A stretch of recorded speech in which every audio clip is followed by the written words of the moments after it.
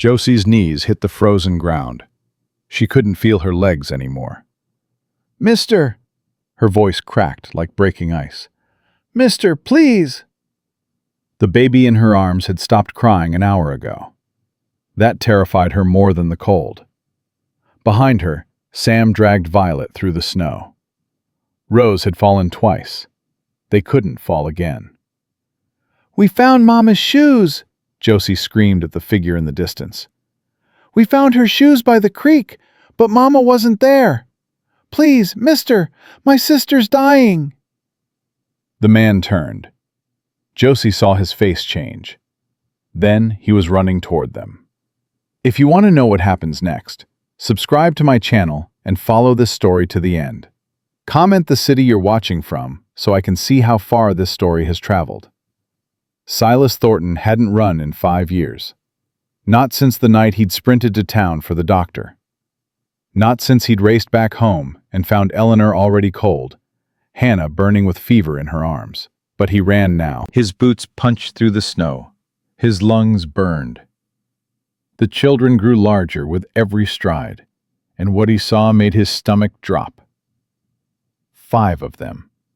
The oldest couldn't be more than 12, and she was on her knees, clutching a bundle to her chest. A baby.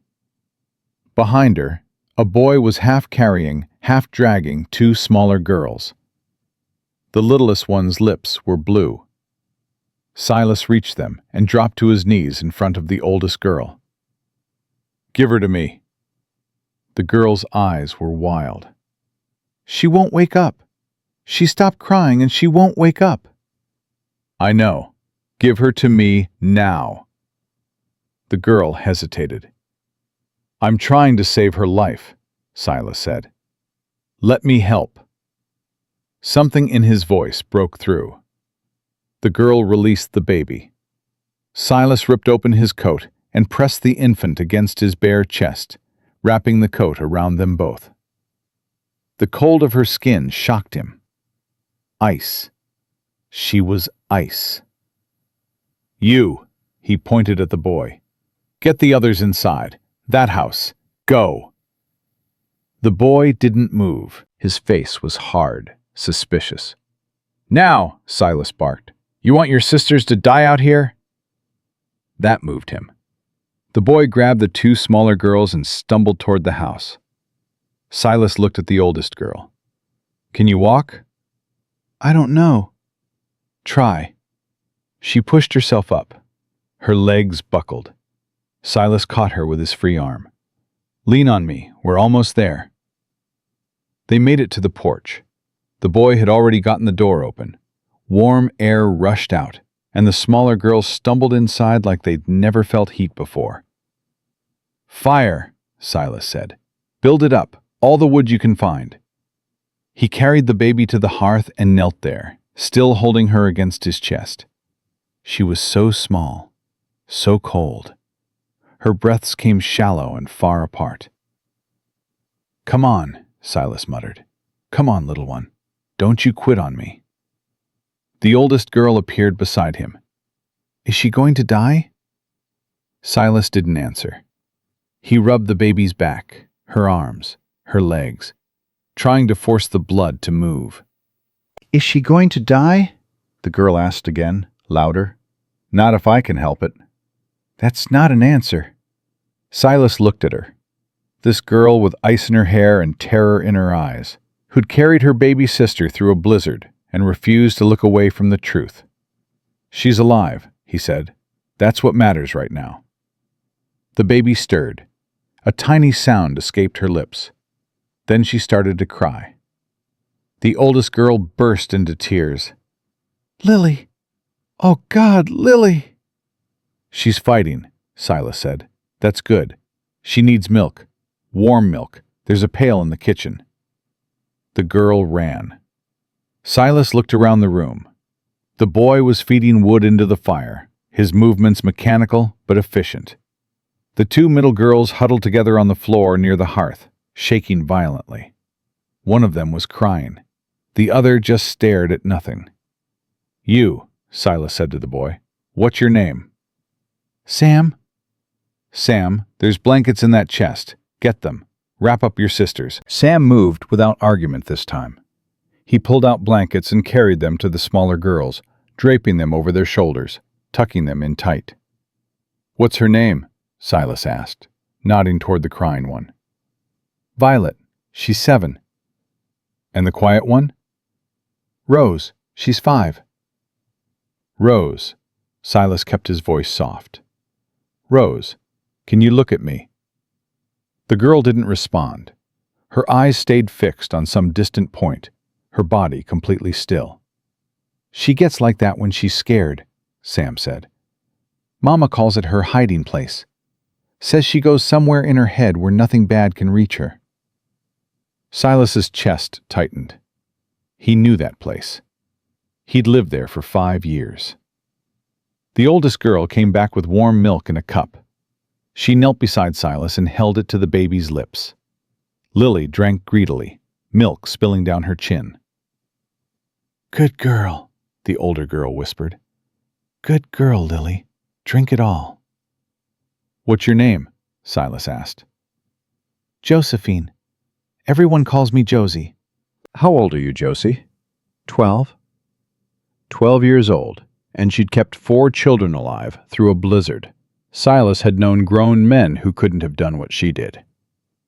"You did good," he said, "getting them here." Josie's face crumpled. "I didn't know where else to go.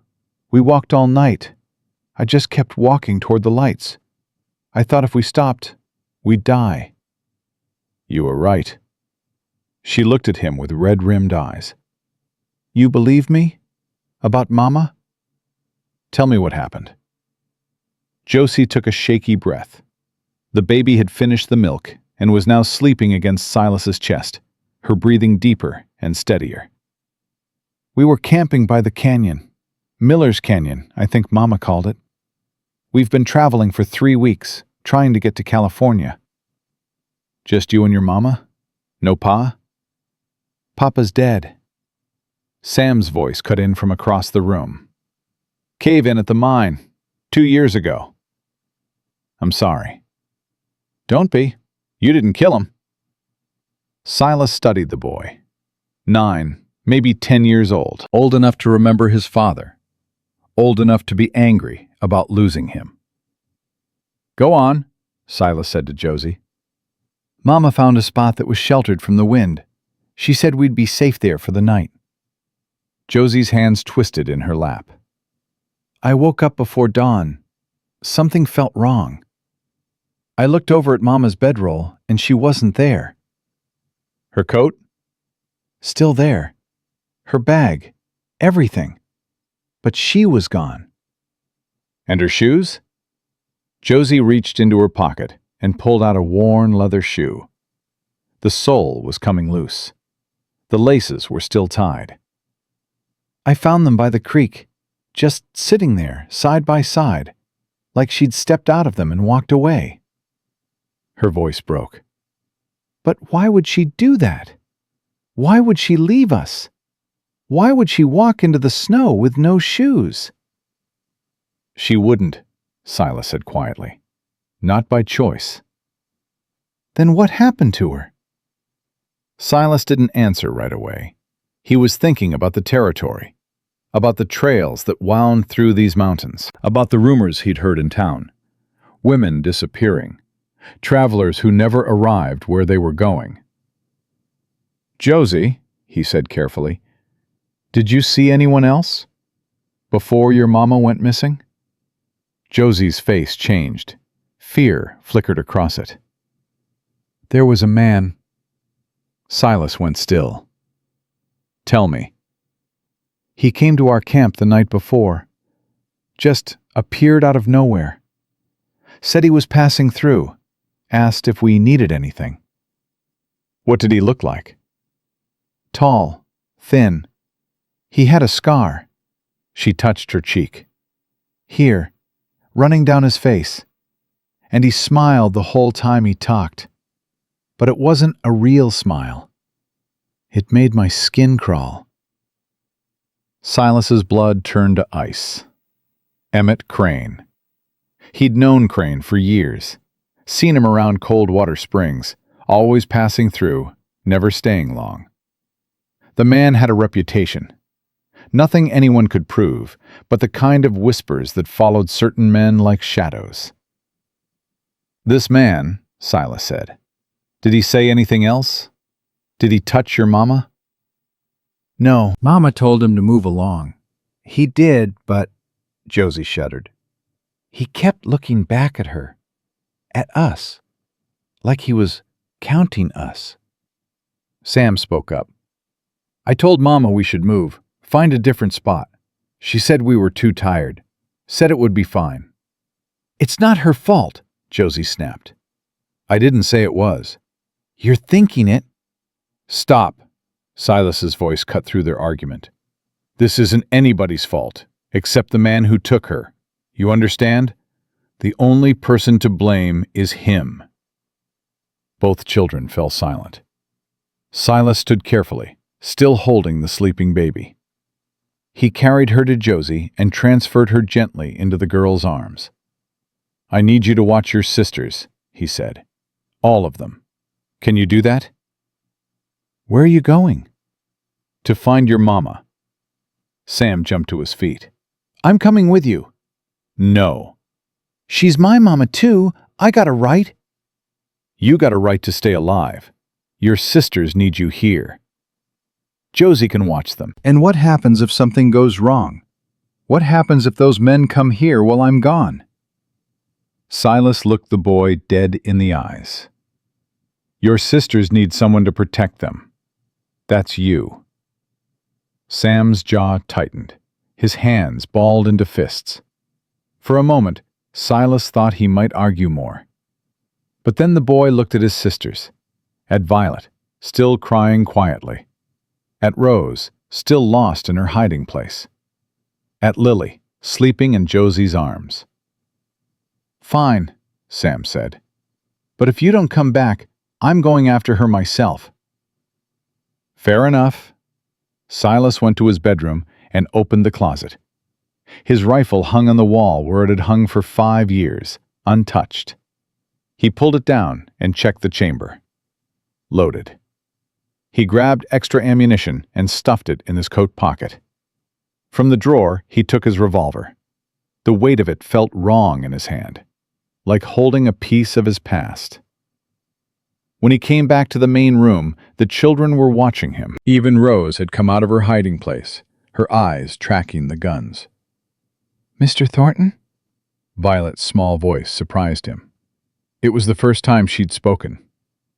"Yeah?" "Are you going to kill the bad man?" Silas looked at her. 7 years old, with big brown eyes that had seen too much. "I'm going to bring your mama home," he said. "Whatever it takes." "Mama says killing is wrong." "Your mama's right. But sometimes wrong things have to be done to protect the people we love." Violet considered this. "Will you protect us?" "Yes." "Promise?" That word again. Silas had sworn off promises after Hannah died. Promises were just debts you couldn't pay. But this little girl was looking at him like he was the only solid thing in a world that had turned to quicksand. "I promise," he said. He moved to the door, then stopped. "Josie?" "Yes, sir?" "Lock this behind me. Don't open it for anyone except me. Anyone else comes to that door, you take your sisters to the root cellar and you hide. Understood?" "Yes, sir." "There's food in the kitchen, more milk in the icebox. Keep the fire burning." "I will." Silas opened the door. The wind had died down, and the snow fell soft and straight now, like white curtains drifting from the sky. "Mr. Thornton?" Josie called. He turned. "Thank you," she said. "for helping us. You didn't have to." Silas thought about his empty house, his silent meals, the graves behind the barn where wildflowers bloomed every spring over the bodies of his wife and daughter. "Yeah," he said quietly. "I did." He stepped outside and pulled the door shut behind him. A moment later, he heard the lock click. The ride to Miller's Canyon took longer than it should have. The snow had drifted deep in places, and Copper had to pick his way carefully through the worst of it. Silas kept his rifle across his lap, and his eyes moving. The land stretched out white and empty in every direction, beautiful in a way that could kill you. He'd seen it happen before. Travelers who got turned around in weather like this, who walked in circles until the cold took them, found their bodies in the spring perfectly preserved, faces peaceful. He pushed the thought away and focused on the trail. The canyon appeared gradually, a dark gash in the white landscape, red rocks jutting up from the snow like broken teeth. Silas slowed Copper to a walk and listened. Nothing. He dismounted and led the horse forward on foot, following the base of the canyon wall. The children's tracks were long gone, buried under fresh snow, but he knew where the camping spot was. Everyone who traveled through here used the same sheltered hollow. He found it 10 minutes later. The remains of a fire pit, a crumpled blanket, a tin cup on its side, and the shoes. They sat on a flat rock near the creek bed, perfectly placed side by side. Brown leather, worn at the heels, the laces tied in neat bows. Silas crouched beside them, but didn't touch. He scanned the ground around the rock.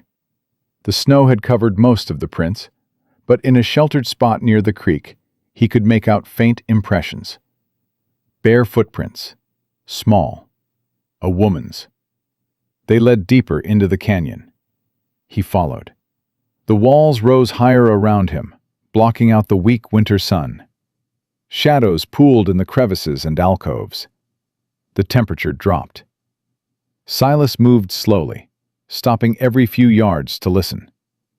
The only sounds were his own breathing and the soft crunch of snow under his boots. Then he heard something else. Voices. He froze. They were coming from ahead, around a bend in the canyon, low and rough. 2 men, maybe more. Silas tied Copper to a twisted juniper and continued on foot. He pressed his back against the canyon wall, sliding along it, keeping to the deepest shadows. Around the bend, he stopped. 2 men sat near a small fire, their backs to him. One was tall and lean, wearing a black hat. Even from behind, Silas recognized the way he held himself. Emmett Crane. The other man was shorter, thick through the shoulders, with a tangled beard that reached his chest. Between them, slumped against a boulder, was a woman. Her blue dress was torn and filthy. Her feet were bare, wrapped in bloody rags. Her head hung forward, dark hair hiding her face. But she was breathing. Silas could see the rise and fall of her chest. Alive. Crane was talking, his voice casual, like he was discussing the weather. "She'll bring good money in Santa Fe. Place I know down there. They're always looking for new girls. Pretty thing like this, they'll pay double." "What about the brats?" the bearded man asked. Crane shrugged. "What about 'em? Storm probably took care of that problem for us. If not," he laughed, "wolves gotta eat too." Silas's vision went red. He stepped out from the shadows, rifle raised. "Get away from her." Both men spun around. Crane's hand dropped toward his holster. "Don't." Silas's voice was flat. Dead. "You touch that gun, and I'll scatter your brains across this canyon." Crane's hand stopped. His eyes narrowed, and then that smile spread across his face. The one Josie had described. The one that wasn't really a smile at all. Silas Thornton. Well, isn't this a surprise? No surprise. You took something that doesn't belong to you. Took? Crane spread his hands. I found her. Wandering in the snow, half frozen. We saved her life. After you drugged her and dragged her out here. After you left her children to die. Crane's smile flickered. Those brats are alive? All 5 of them, sitting in my kitchen right now, waiting for their mama. Something ugly crossed Crane's face. That's unfortunate. For you, maybe. The bearded man shifted his weight.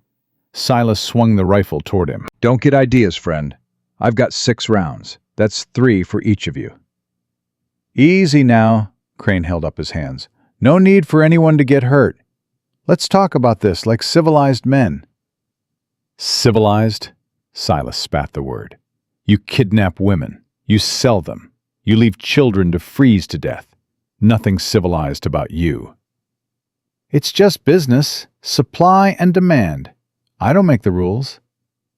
No, you just profit from them. Crane's eyes darted to the woman, then back to Silas. Here's what I think. I think you're one man with one rifle. I think you can't watch both of us forever. And I think sooner or later you're going to make a mistake. You're welcome to test that theory. Maybe I will. They stared at each other across the fire. The flames crackled and popped. The woman stirred, a soft moan escaping her lips. Emmeline, Silas said, not taking his eyes off Crane. Emmeline, can you hear me? The woman's head lifted slowly. Her eyes were glassy, unfocused, but they found Silas's face. Who? Her voice was slurred, broken. Who are you? My name's Silas. Your children sent me. They're safe. All of them. Something flickered in her eyes, life returning. My babies, she whispered. My babies are alive? Yes, ma'am, and they're waiting for you. Tears spilled down her cheeks. She tried to stand, but her legs buckled. She caught herself against the boulder, gasping. Easy, Silas said. Don't try to move yet. Crane chuckled. Touching, really, a regular knight in shining armor. He tilted his head. But here's the thing, Thornton. You're not going to shoot me. You're not the type. I've seen your kind before. All bark, no bite. You don't know anything about me. I know you've been hiding on that ranch for 5 years. I know you don't come to town, don't talk to anyone, don't do anything except feel sorry for yourself. I know you're broken. Silas's finger tightened on the trigger. That's right, Crane said softly. Get angry. Let that rage build up. But you won't pull that trigger. Men like you never do. You're wrong. Prove it. The bearded man moved. Silas saw it from the corner of his eye. The man diving for his gun in the dirt. Silas swung the rifle and fired. The shot echoed off the canyon walls like thunder. The bearded man screamed, clutching his shoulder, blood pouring between his fingers. Crane lunged. He was fast, faster than Silas expected. His hand found the knife at his belt and came up in a blur of steel. Silas pulled the trigger again. The bullet caught Crane in the chest. He staggered backward, eyes wide with shock. The knife slipped from his fingers. He looked down at the blood spreading across his shirt, then back up at Silas. You, his voice gurgled. You shot me. I told you. You don't know anything about me. Crane fell to his knees, then forward, face first into the snow. He didn't move again. Silas kept the rifle trained on the bearded man. You want to join him? No. The man's voice was high with pain and fear. No, please. I give up. I surrender. Throw your gun away. Use your good arm. The man obeyed, tossing his revolver into the snow. Silas moved to the woman. She was staring at Crane's body, her face pale. Don't look at him, Silas said gently. Look at me. Her eyes shifted to his face. Can you walk? I don't know. We're going to find out. Put your arm around my neck. She did. Silas lifted her, taking most of her weight. Her body trembled against his. My babies, she kept saying. Take me to my babies. I will, I promise. He half carried her toward Copper, leaving the bearded man groaning in the snow. The horse snorted and stamped, but held steady as Silas lifted the woman onto its back. Hold the saddle horn. Don't let go. She gripped it with white-knuckled hands. Silas mounted up behind her, one arm wrapped around her waist to keep her steady. He turned the horse toward home. Wait, the woman said. Her voice was clearer now. The other one. He'll come after us. He might, if he survives. He said, she shuddered. He said there are others. A whole network of them. Trading women along the trails. Silas's jaw tightened. I know. They'll know it was you. They'll come for you. Let them. The woman twisted to look at his face. Even through the fog of whatever drug they'd given her, he could see intelligence in her eyes. Strength. Why are you doing this? She asked. You don't know me. You don't owe me anything. Silas thought about the question, about his empty house and his silent years, about Hannah's grave and Eleanor's ghost, about 5 children huddled around his fire, waiting for a miracle. Your daughter Josie, he said. She carried your baby through a blizzard, walked all night in the cold, wouldn't stop, wouldn't give up. She found my ranch and begged me for help. He paused. A girl like that? She didn't come from nowhere. Someone raised her right. Someone taught her to fight. The woman started to cry. I tried so hard to keep them safe. You did, and now I'm going to get you home to them. They rode in silence after that. The sun dipped toward the horizon, painting the snow in shades of pink and gold. The woman leaned against Silas's chest, her breathing slow and steady. By the time the ranch came into view, the sky was turning purple. Lamplight glowed in the window, warm and bright against the gathering darkness. Silas felt something loosen in his chest, a knot he'd been carrying for 5 years. There it is, he said. Home. The woman lifted her head. That's your ranch?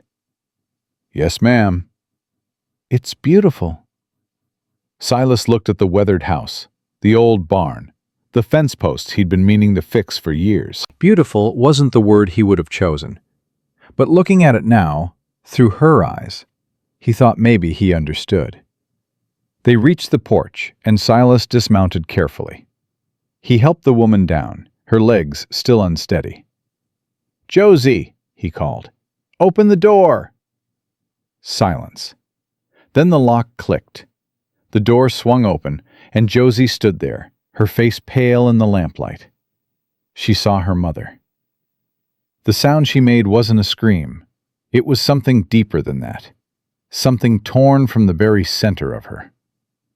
Mama! She flew across the porch and threw herself into her mother's arms. They both went down, collapsing in a heap on the wooden boards, sobbing, clutching each other. Sam came next, running out the door with Violet right behind him. They piled onto the embrace, crying, calling for their mama. Rose appeared in the doorway, holding baby Lily in her arms. She stood frozen, watching.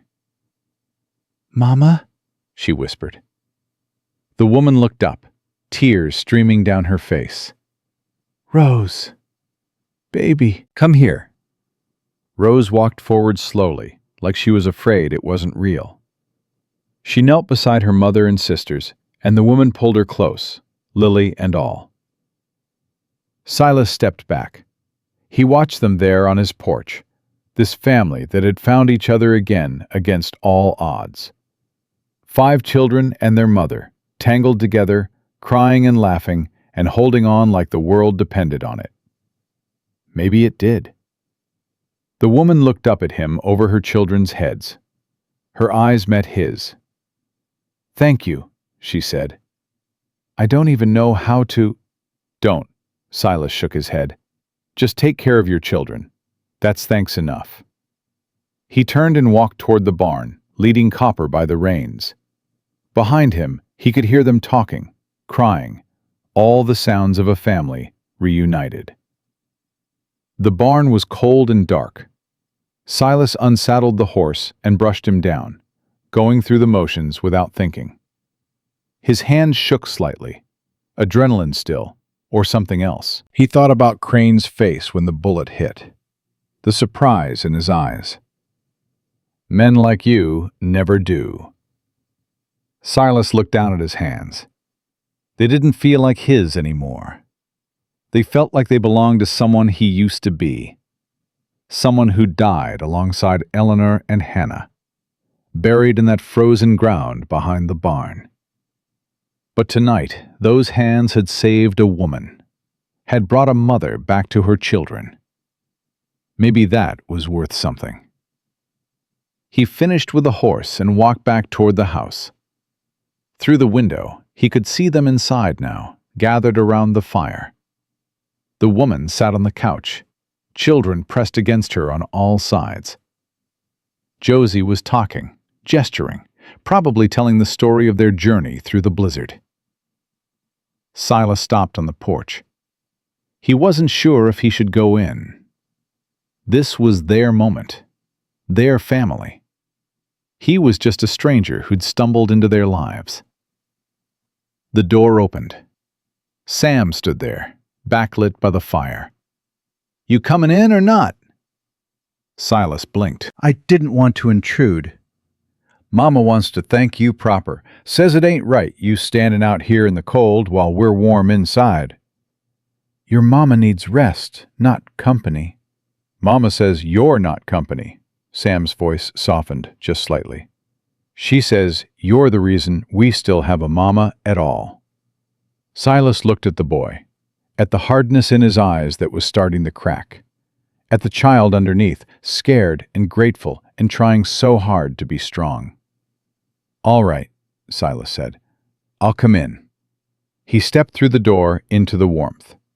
The warmth hit Silas like a wall. After hours in the cold, the heat from the fire felt almost painful on his skin. The woman, Emmeline, looked up at him from the couch. Her children were still pressed against her, reluctant to let go even for a moment. But her eyes found his across the room. "Mr. Thornton, please, sit." "I'm fine standing, ma'am." "You saved my life. The least I can do is offer you a chair." Silas hesitated. Then he pulled a wooden chair from the table and sat down a few feet from the couch. Not too close, not too far. Josie was watching him with those sharp eyes of hers. "You found her in the canyon." "Yes." "And the men who took her?" Silas glanced at the younger children. Violet had her face buried in her mother's shoulder. Rose sat perfectly still, her small hand gripping her mother's dress like she'd never let go. Baby Lily was asleep in Emmeline's lap. "We can talk about that later," he said. "I want to know now." "Josie," Emmeline's voice was soft but firm. "Later." The girl's jaw tightened, but she nodded. Sam was standing by the fire, arms crossed over his chest. He hadn't joined the pile on the couch. Hadn't touched his mother since that first embrace on the porch. "You hungry, Mr. Thornton?" he asked. "I could eat." "I'll make something." Sam moved toward the kitchen, his movements stiff and controlled. Emmeline watched him go, pain flickering across her face. "He blames himself," she said quietly, "for not protecting us. He's 9 years old. He's been trying to be the man of the house since his father died. It's too much weight for a boy to carry." Silas knew something about carrying weight, about the way it bent your spine until you forgot how to stand straight. "He'll be all right," he said. "Give him time." Emmeline studied his face. Even exhausted, even drugged, there was something piercing about her gaze, like she could see past the surface to whatever lay beneath. You lost someone, she said. It wasn't a question. Silas stiffened. Ma'am? The way you looked at my children when you first saw them. The way you hesitated before touching Lily. You've lost someone. A child. The words hit him like a fist to the chest. He should have deflected, changed the subject. But something about this woman made lies feel impossible. My daughter, he said. Hannah. She was 8. How long ago? 5 years. Emmeline's eyes softened. I'm sorry. It was a long time ago. No, it wasn't. Not for something like that. Silas didn't know what to say. No one had talked to him about Hannah in years. The people in town had stopped mentioning her name, stopped offering condolences. They'd let him disappear into his grief, and he'd been grateful for it. But this woman looked at him like she understood, like she knew exactly what it meant to lose a piece of yourself and keep living anyway. Mama? Violet's small voice broke the silence. I'm hungry too. I know, baby. Sam's making food. Will we stay here tonight? Emmeline looked at Silas. The question hung in the air between them. You'll stay as long as you need, Silas said. All of you. Violet lifted her head from her mother's shoulder. Her cheeks were streaked with dried tears, but her eyes were curious now. Do you have any animals? She asked. A few. Horses, some cattle. A barn cat who thinks she owns the place. What's the cat's name? Don't have one. She just showed up last winter and decided to stay. Everything should have a name. Violet's voice was serious, like this was an important matter. Can I name her? Silas felt something crack in his chest, a tiny fissure in the wall he'd built around himself. Sure, he said. You can name her. Violet smiled. It was a small thing, trembling at the edges, but it was real. The first smile he'd seen from any of them.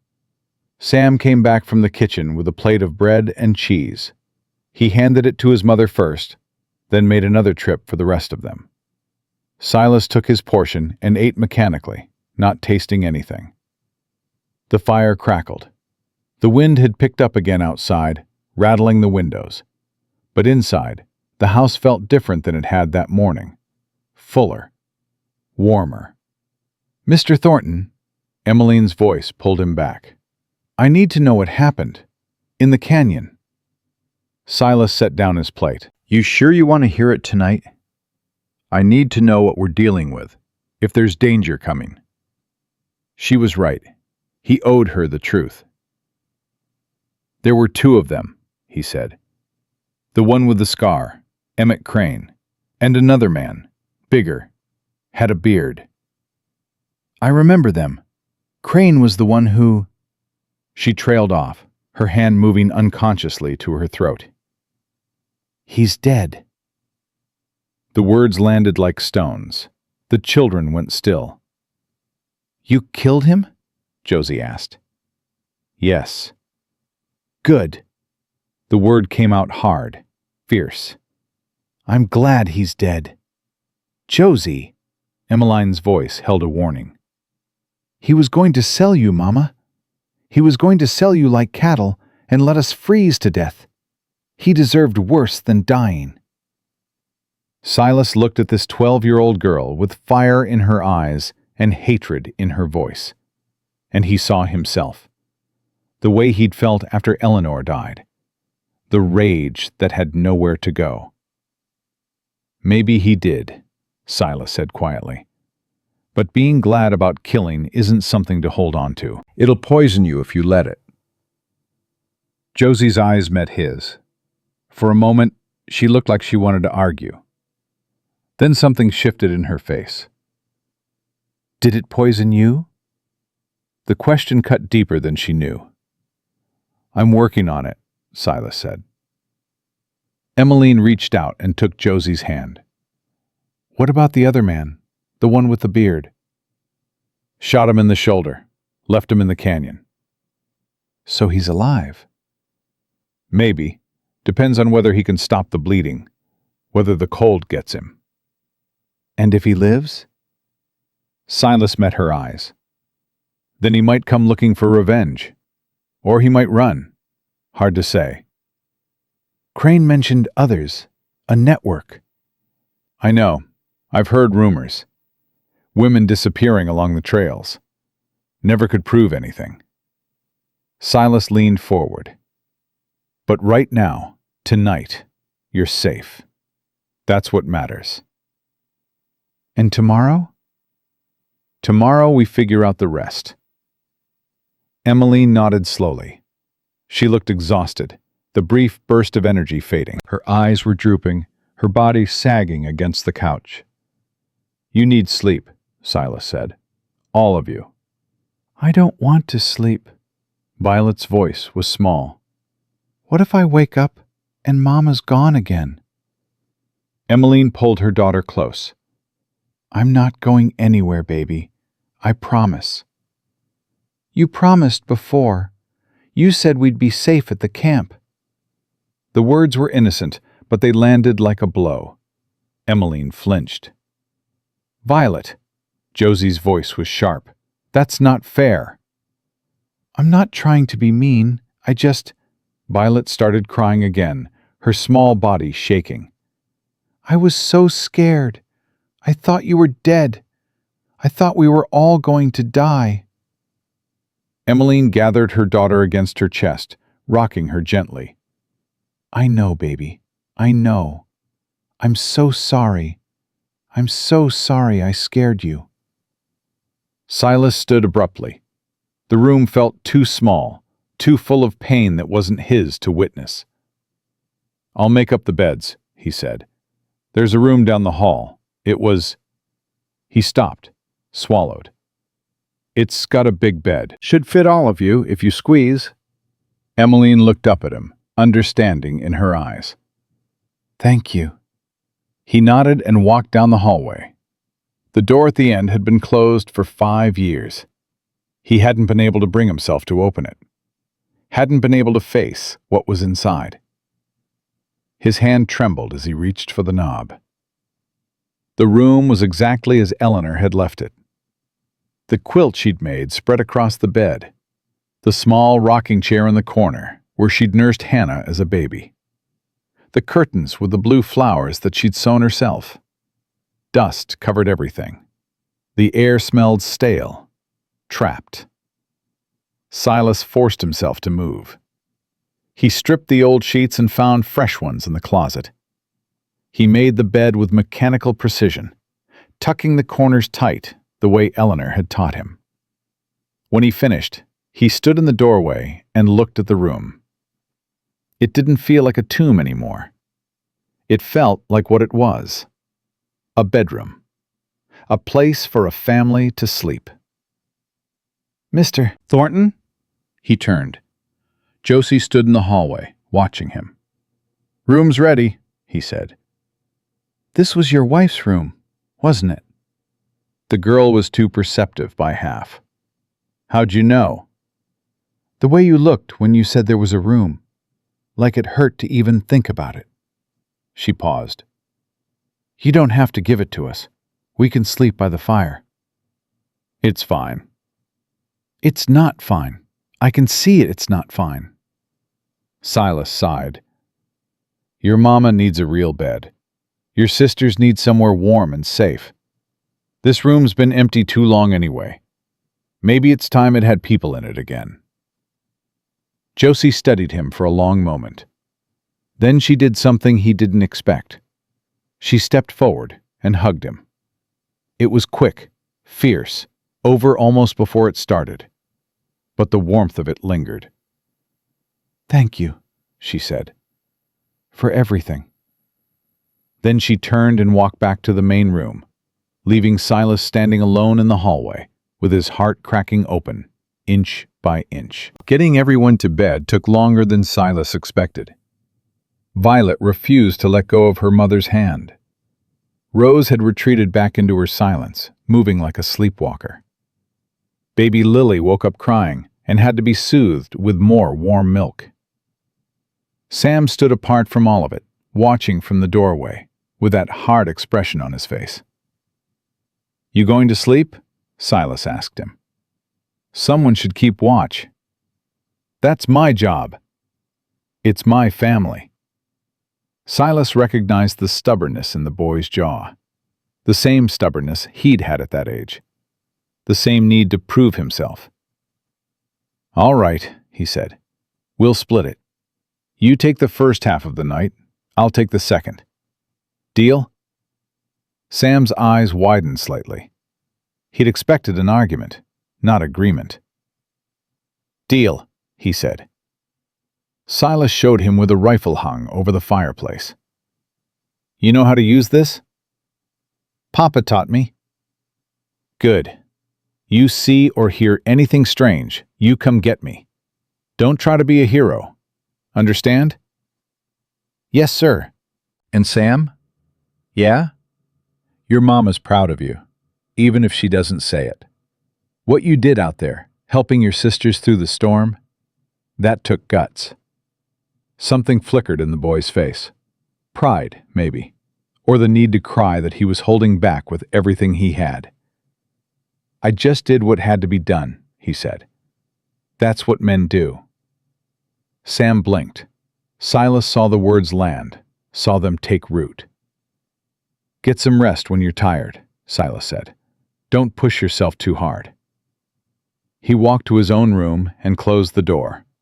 For a long time, he just sat on the edge of his bed, listening to the sounds of the house settling around him. Footsteps in the hallway, murmured voices, a child's cough. It had been so long since there'd been life in these walls. So long since he'd heard anything but his own breathing and the wind. He should have felt invaded, should have wanted his solitude back. Instead, he felt something he barely recognized. Hope. Silas woke before dawn. The house was quiet, but it was a different kind of quiet than he was used to. A living quiet, full of sleeping breaths and small movements. He dressed quickly and walked to the main room. Sam was asleep in the chair by the fire, the rifle across his lap. The boy had made it most of the night. Silas gently lifted the rifle and set it back on its hooks. He covered Sam with a blanket, then went to the kitchen to start coffee. The sun was just beginning to lighten the sky when he heard footsteps behind him. Emmeline stood in the doorway. She'd washed her face and combed her hair, but the bruises stood out dark against her pale skin. She moved stiffly, pain evident in every step. "You should be resting," Silas said. "I've rested enough. 5 years of running, and I've never slept in a real bed. Couldn't stop thinking about how soft it was." She lowered herself into a chair at the table, wincing. "Coffee?" Silas asked. "Please." He poured 2 cups and set one in front of her. She wrapped her hands around it like it was something precious. "Mr. Thornton." "Silas. If we're going to be living under the same roof, might as well use first names." A faint smile touched her lips. "Silas, I want you to know that we won't impose on you longer than necessary. As soon as I'm strong enough to travel, we'll move on." "Move on where?" "California, I suppose. That was the plan." "California's a long way. Winter's just getting started. You wouldn't make it through the mountains." "Then somewhere else. There must be work in the nearest town." "Coldwater Springs? Population 200, and half of them can barely feed themselves." Silas shook his head. "You wouldn't find work. Not with 5 children to care for." Emmeline's jaw tightened. "Then what do you suggest?" "Stay here." The words came out before he could stop them. Emmeline stared at him. "Stay here," he repeated, more certain now. "Through the winter, at least. This ranch is too big for one man anyway. I could use the help. I can't pay you." "Did I ask for payment?" "No, but—" She set down her cup. "Why would you do this? You don't know us. You don't owe us anything." It was the same question she'd asked in the canyon. Silas still didn't have a good answer. "Maybe I'm tired of being alone," he said finally. "Maybe I'm tired of rattling around this empty house, talking to no one but my horse. Maybe your kids remind me of what it felt like to have a family." He met her eyes. "Or maybe I just want to do something good for once. Something that matters." Emmeline was quiet for a long moment. Her fingers traced the rim of her coffee cup. "My husband died 2 years ago," she said. "Cave-in at the mine where he worked.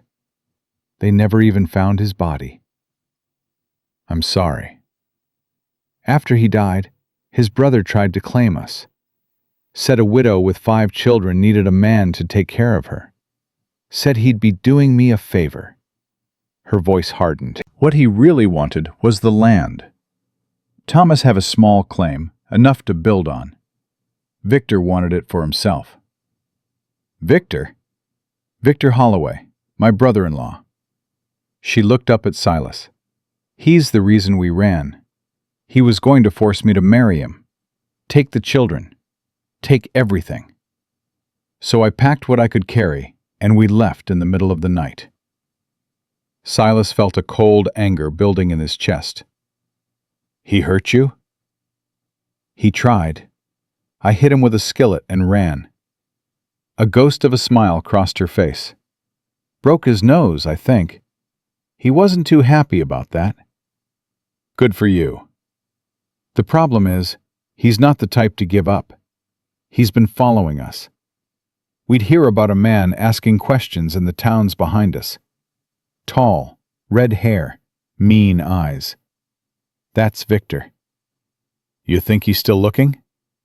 "I know he is.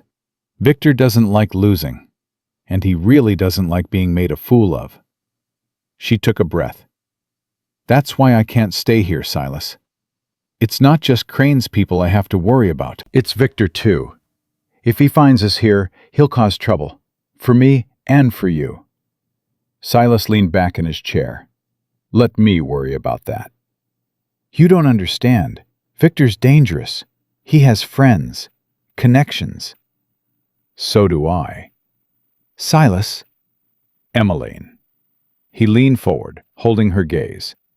"I spent 5 years hiding from the world, hiding from my own grief, hiding from everything that might make me feel something again. Your children knocked on my door yesterday, and for the first time since my wife died, I felt like my life had a purpose." He paused. "I'm not letting anyone take that away. Not Crane's men, not your brother-in-law, not anyone." Emmeline's eyes glistened. She blinked rapidly, looking away. "You barely know us," she whispered. "I know enough. I know Josie would walk through fire for her siblings. I know Sam's trying so hard to be strong that he's forgotten how to be a kid. I know Violet's scared, but fighting it. I know Rose goes somewhere far away when things get too hard. And I know Lily's alive because her sisters refuse to give up." He reached across the table and touched her hand. "That tells me everything I need to know about the woman who raised them." A tear spilled down Emmeline's cheek. She didn't wipe it away. "I don't know how to thank you," she said. "You don't have to. Just stay. Give yourself time to heal. Give your children time to feel safe. We can figure out the rest later." Emmeline looked at him for a long moment. Then, slowly, she nodded. "All right," she said. "We'll stay. For now." "For now," Silas agreed. But something in his chest said it would be longer than that. Something said it might be forever. The children woke gradually over the next hour. Violet came first, padding into the kitchen in bare feet, her hair a tangled mess. She climbed into a chair next to her mother and leaned against her, still half asleep. Rose followed, silent as always, her eyes tracking around the room before settling on Silas. She watched him with an intensity that was unsettling in a 5-year-old. "Good morning, Rose," Silas said. She didn't answer, just kept watching. "She doesn't talk much," Violet said. "Not since Papa died. Mama says she'll come back when she's ready." "She talked before?" "All the time. She used to tell stories. Made-up ones about princesses and dragons and magic horses. She was really good at it." Silas looked at the small, silent girl. Somewhere inside that stillness was a child who told stories about magic horses. He wondered if that child would ever come back. Josie appeared next, carrying Lily on her hip. The baby was awake and fussy, gnawing on her fist. "She's hungry," Josie said. "Is there more milk?" "In the icebox. I'll warm some." Silas busied himself with the milk while Josie settled Lily into a makeshift high chair. The domesticity of it felt strange, foreign, like wearing clothes that didn't quite fit. Sam was the last to wake. He stumbled in from the main room, rubbing his eyes, and froze when he saw everyone gathered in the kitchen. "I fell asleep," he said. His voice was thick with guilt. "I was supposed to keep watch." "You kept watch for most of the night," Silas said. "I took over. Nothing happened." "You should have woken me." "You needed sleep." Sam's jaw tightened, but he didn't argue. He dropped into a chair and stared at the table, refusing to look at anyone. Emmeline reached over and squeezed his hand. "Thank you for watching over us, Sam." "I didn't do anything. I fell asleep." "You stayed up half the night to protect your family. That means something." Sam pulled his hand away. "It doesn't mean anything if I can't actually protect you." The words hung in the air. Silas saw the pain flash across Emmeline's face. "Sam," Silas said quietly, "can I talk to you? Outside?" The boy looked up, suspicious. "Why?" "Because I've got chores to do, and I could use an extra pair of hands. That a problem?" Sam glanced at his mother. She nodded slightly.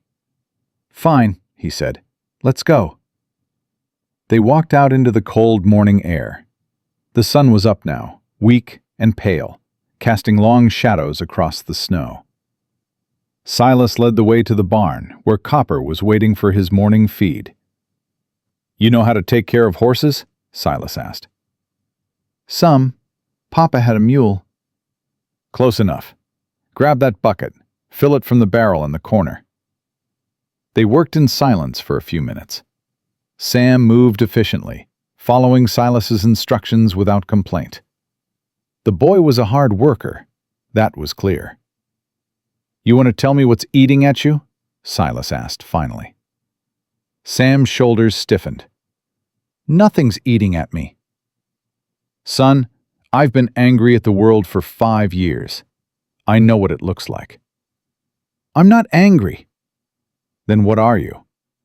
Sam didn't answer. He kept his back to Silas, brushing Copper with more force than necessary. "I couldn't stop them," he said finally. His voice was barely above a whisper. "The men who took Mama. I heard them come into the camp. I pretended to be asleep because I was scared. And they took her, and I didn't do anything." Silas felt his heart crack. "Sam, look at me."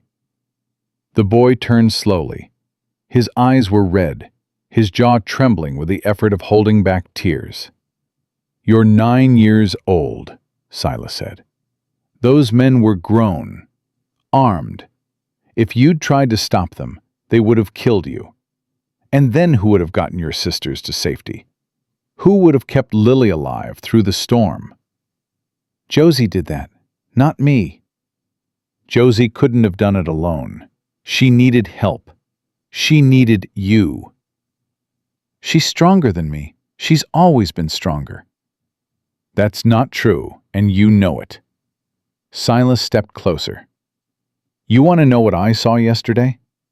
I saw a boy half carrying his sisters through a blizzard. I saw a boy who stayed up all night to protect his family. I saw a boy who's so busy being hard on himself that he can't see how much he's already done." Sam's control broke. Tears spilled down his cheeks, and his body shook with sobs he'd been holding back for God knew how long. Silas did something he hadn't done in 5 years. He pulled the boy into his arms and held him. "It's okay," he said. "It's okay to be scared. It's okay to cry. It doesn't make you weak. It makes you human." Sam clung to him, crying like the child he was underneath all that hardness. Silas held him and let him cry, remembering what it felt like to be young and overwhelmed and trying so hard to be strong. When the sobs finally slowed, Sam pulled back. He wiped his face with his sleeve, embarrassed. "Sorry," he muttered. "Don't be. Everyone needs to let it out sometimes." "Do you? Let it out?" Silas thought about that. About the years of silence, the grief he'd buried so deep he'd forgotten it was there. "Not as much as I should," he admitted, "but I'm working on it." Sam nodded slowly. He looked different somehow. Lighter, like some of the weight he'd been carrying had shifted. "Mr. Thornton?" "Silas." "Silas." The boy tested the name. "Thank you. For saving Mama. For letting us stay." "You're welcome." "I'm going to learn how to protect them. Really protect them. Will you teach me?" Silas looked at this boy who'd been forced to grow up too fast, who carried burdens no child should have to carry. "Yeah," he said. "I'll teach you." They finished the morning chores together, then walked back to the house. The smell of cooking greeted them at the door. Emmeline was at the stove, moving slowly but steadily, flipping something in a pan. "Mama, you should be resting," Josie said from the table. "I've been resting. I need to do something useful." She looked up as Silas and Sam came in. "I found some eggs. Hope you don't mind." "Mind? I can't remember the last time someone cooked for me." Emmeline smiled. It transformed her face, pushing back the bruises and the exhaustion. For a moment, Silas saw the woman she must have been before all this, before the grief and the fear and the running. She was beautiful. The thought startled him. He pushed it away, focusing on practical things. "I need to ride into town today," he said. "Let the sheriff know what happened. Stock up on supplies." Emmeline's smile faded. "Is that safe? If Crane's people are going to come, they'll come whether I go to town or not. Better to get ahead of it. Let the law know what we're dealing with." "Can I come?" Violet asked eagerly. "I want to see the town." "Not today. I need you here, helping your mama." Violet's face fell, but she nodded. "I'll stay too," Sam said. "Keep watch." Silas met the boy's eyes and nodded. "Good man." After breakfast, Silas saddled Copper and rode toward Coldwater Springs. The snow had stopped falling, and the sky was clear and cold. His breath plumed white in the air. The ride gave him time to think. About Emmeline, about her children, about the danger that might be coming. He'd killed Emmett Crane, shot him dead without hesitation. And he didn't regret it. But Crane wasn't the only threat. There was the bearded man, if he'd survived. There was the network Crane had mentioned. And there was Victor Holloway, the brother-in-law who'd driven Emmeline to run. Silas had made a lot of enemies in one day. More than he'd made in the past 5 years combined. Funny thing was, he didn't care. For the first time since Eleanor died, he had something worth fighting for. Coldwater Springs appeared on the horizon, a cluster of buildings huddled against the white landscape. Silas rode down the main street, past the general store and the saloon, and the tiny church with its crooked steeple. The sheriff's office was at the end of the street, a squat wooden building with bars on the windows. Silas tied Copper to the post outside and went in. Sheriff Tom Barkley sat behind his desk, a coffee cup in one hand and a newspaper in the other. He looked up when Silas entered, and his eyebrows rose. "Silas Thornton, haven't seen you in, what, 6 months?" "About that." "What brings you to town?" Silas told him. All of it. The children, Emmeline, Crane and the bearded man, the canyon. Barkley listened without interrupting. When Silas finished, the sheriff set down his coffee and leaned back in his chair. "Emmett Crane," he said slowly. "I've been hearing that name for years. Never could pin anything on him." "You won't have to worry about that anymore." "No, I suppose not." Barkley studied him. "You killed him." "I did." In cold blood? In defense of an innocent woman he was planning to sell into slavery. Barkley nodded slowly. "That's what I'll put in the report. Self-defense. Defense of another. Clean and simple." "And the other man, the one with the beard?" "If he's still alive, he'll probably run. Men like that don't stick around when things go bad. They find easier pickings somewhere else." "And if he doesn't run?" Barkley met his eyes. "Then you let me know, and we'll deal with it. Together." Silas nodded. "There's something else. The woman, Emmeline Holloway. She's got a brother-in-law who's been following her. Name of Victor Holloway. Big man, red hair. He's been tracking her for months." "What's he want?" "Her land, her children, her." Silas's voice hardened. He tried to force her to marry him. She ran. Barkley's face darkened. "I've met men like that. They don't give up easy." "No, they don't." "If he shows up here, I'll have a talk with him. Make sure he knows this town doesn't take kindly to that sort of behavior." "I appreciate it, Tom." Barkley stood and extended his hand. Silas shook it. "It's good to see you, Silas. Really. We've all been worried about you. Holed up on that ranch by yourself. Folks were starting to think you'd never come back to the land of the living. Maybe I'm starting to. That woman and her kids? Maybe." Barkley smiled. "Well, whatever the reason, I'm glad. You deserve some happiness. Lord knows you've earned it." Silas didn't know about deserving, but he was starting to want it. And that felt like enough. He bought supplies at the general store.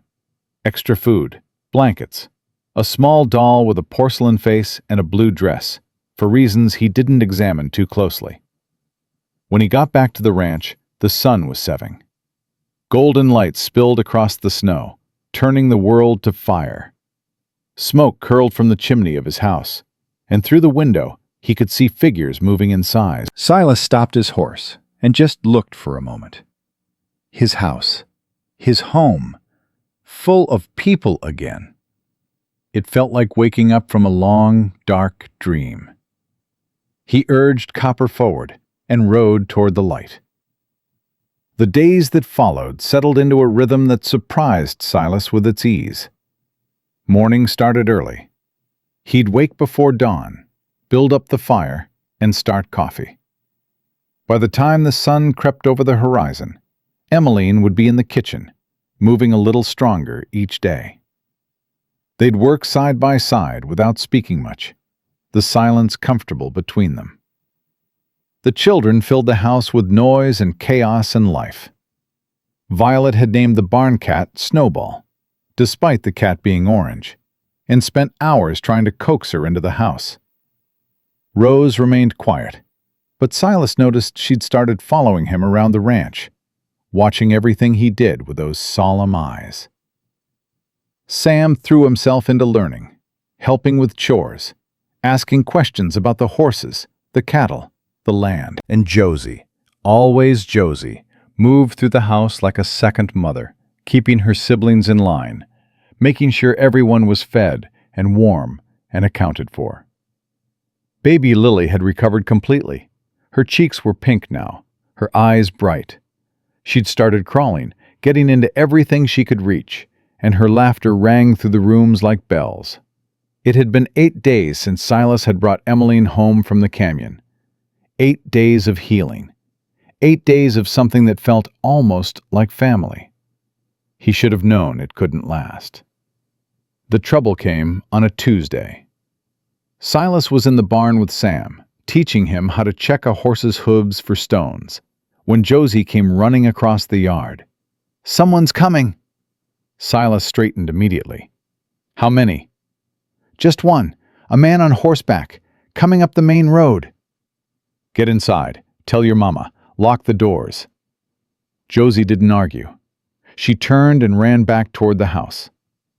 "Stay here," Silas told Sam. "But stay here." He grabbed his rifle from where it hung on the barn wall and walked toward the front of the property. His heart was steady, his hands calm. Whatever was coming, he'd face it. The rider appeared through the trees a moment later. A big man on a black horse, sitting tall in the saddle. Red hair showed beneath his hat. Even from a distance, Silas could see the meanness in his eyes. Victor Holloway. The man reined in his horse about 20 feet from where Silas stood. He looked at the ranch, at the house, at the smoke curling from the chimney. A slow smile spread across his face. "Well now," he said. "Found her at last." "You're on private property." Silas kept his voice flat. "State your business or move on." Victor's smile didn't waver. "My business is with my sister-in-law, Emmeline Holloway. I know she's here. I've been tracking her for 3 months." "Don't know anyone by that name." "Don't you?"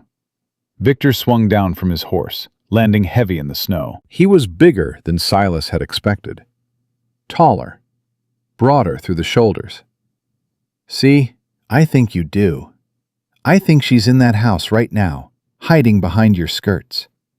And I think you're going to step aside and let me collect what's mine." "Nothing here belongs to you." "Emmeline does. Her children do. Her husband was my brother. Family takes care of family." "From what I hear, your idea of taking care involves fists and threats." Victor's smile flickered. "She told you that, did she?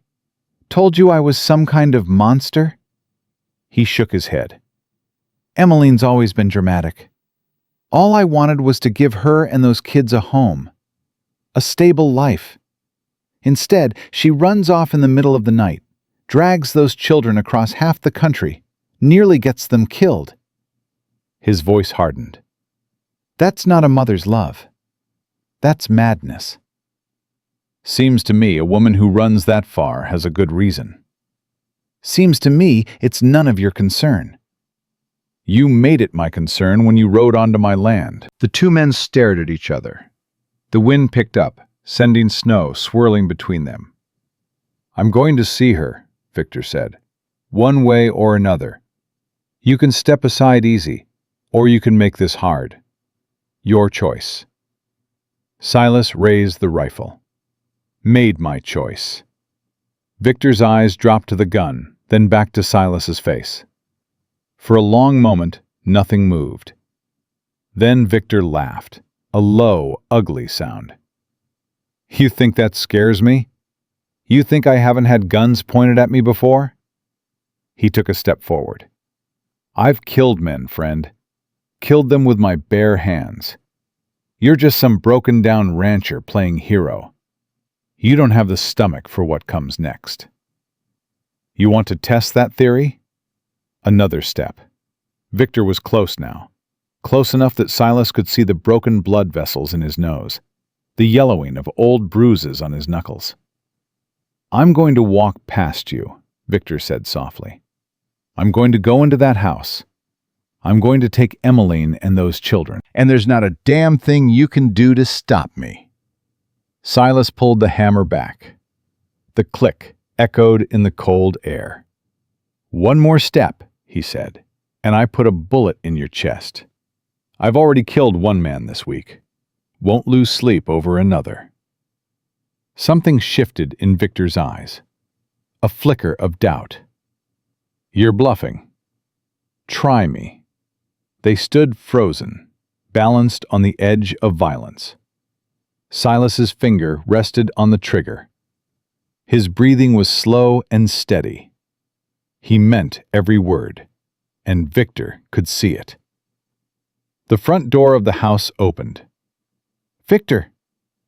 Emmeline's voice cut through the tension like a blade. She stood on the porch, pale but steady, her chin lifted in defiance. "Emma!" Victor's face softened into something that might have looked like affection, if you didn't know better. "There you are. I've been so worried about you." "No, you haven't. You've been hunting me." "Hunting?" He pressed a hand to his chest in mock offense. "I've been trying to bring you home. You and the children. Where you belong." "We don't belong with you. We never did." Thomas would have wanted. "Don't!" Emmeline's voice cracked like a whip. "Don't you dare speak his name. Thomas knew what you were. He warned me about you before he died. He said if anything ever happened to him, I should take the children and run as far as I could." Her eyes blazed. "So that's what I did." Victor's mask slipped. The softness vanished, replaced by something cold and hard. Thomas was weak. He never understood what it took to build something in this world. He would have lost that land within a year if the mine hadn't killed him first. "That land was ours. Mine and my children's."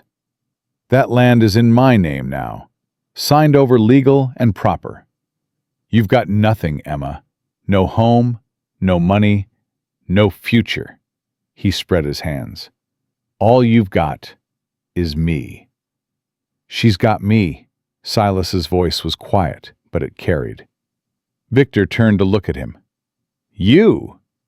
Victor laughed. "What are you going to do? Marry her? Take on 5 children that aren't yours? Spend the rest of your life looking over your shoulder, waiting for me to come back? If that's what it takes." Victor's laughter died. He looked at Silas, really looked at him, and something changed in his expression. "You're serious?" "Dead serious."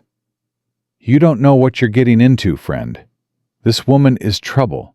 She's standing right here," Emmeline said sharply, "and I can speak for myself."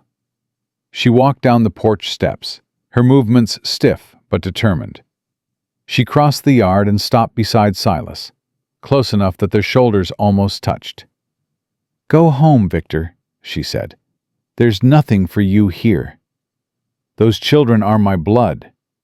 Those children are mine, and I'll die before I let you anywhere near them." Victor's face twisted. The mask was completely gone now, replaced by the ugliness underneath.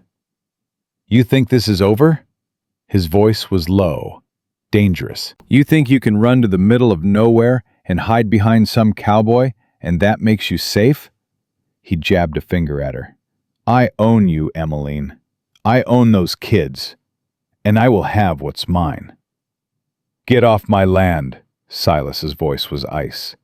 "Now." "Or what? You'll shoot me? In front of witnesses?" Victor gestured toward the house, where 5 small faces were pressed against the window. "In front of those children?" Silas felt Emmeline stiffen beside him. He knew what Victor was doing, using the children as a shield, daring Silas to act. "I'm not going to shoot you," Silas said quietly. "Not today. But I'm going to make you a promise, Victor. If you come back here, if you come anywhere near this family, I will hunt you down. And what happened to Emmett Crane will look merciful compared to what I'll do to you." Victor's eyes narrowed. "Crane? Emmett Crane? Friend of yours?" "Business associate." Victor's voice was careful now. "What happened to him?" "He made the mistake of threatening someone I care about. Now he's feeding the coyotes in Miller's Canyon."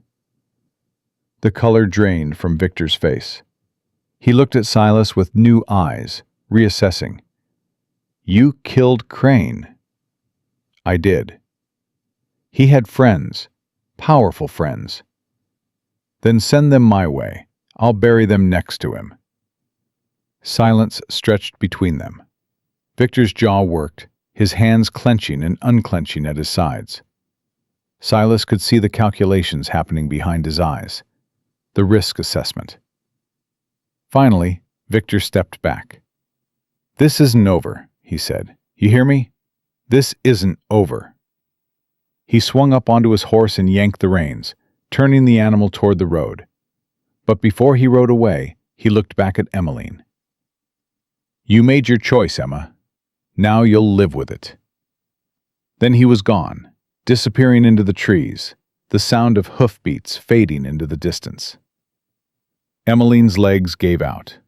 Silas caught her before she hit the ground, wrapping his arms around her, holding her up. She was shaking, her whole body trembling with delayed fear. It's okay, he said. He's gone. You're safe. He'll come back. He always comes back. Then I'll be here. She looked up at him, her face tear-stained, her eyes searching his. Why are you doing this? Why are you risking everything for us? Silas didn't have words for it. The way the empty place inside him had started to fill. The way her children's laughter made the house feel alive again. The way she looked at him like he was someone worth believing in. So he didn't use words. He just held her tighter and let his actions speak. The children poured out of the house a moment later. Josie reached them first, throwing her arms around her mother. Is he gone? Is he really gone? For now, Emmeline said. For now, baby. Violet was crying. Rose had retreated back into her silence, her face blank and distant. Sam stood apart, his hands balled into fists, his eyes fixed on the road where Victor had disappeared. I should have done something, he said. I should have. You did exactly right, Silas cut in. You stayed where I told you. You protected your sisters. I hid, like a coward. You obeyed orders. That's not cowardice. That's discipline. Silas put a hand on the boy's shoulder. Your time will come, Sam. But not today. Today wasn't your fight. Sam looked up at him, searching for something in his face. Whatever he found seemed to help. The tension in his shoulders eased slightly. Will he come back? Probably. What do we do? We prepare. We get ready. And when he comes, we face him together. Sam nodded slowly. Together. They went inside. The house felt different now, the warmth tinged with something sharper. Fear had entered, and it would take time to push it out again. Emmeline sat at the kitchen table while Josie made tea. Her hands were still shaking. I'm sorry, she said to Silas. I brought this to your door. I never should have. Stop. His voice was firm but gentle. You did what you had to do to protect your children. There's no shame in that. But Victor. Victor is one man. A mean man, but just one. He's not an army. He's not invincible. You don't know him like I do. He doesn't give up. He doesn't forgive. He'll find a way to hurt us, to hurt you. Silas sat down across from her.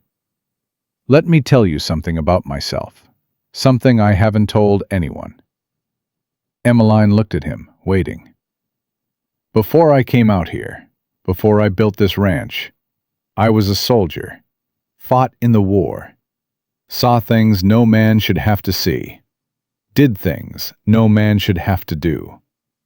He paused, the memories flickering behind his eyes. When it was over, I thought I was done with violence. Thought I could leave it behind, build a quiet life. Then Eleanor died. Hannah died, and I stopped caring about anything at all. He reached across the table and took her hand. But you and your children changed that. You woke something up in me, something I thought was dead. His grip tightened. I'm not the same broken man I was a week ago.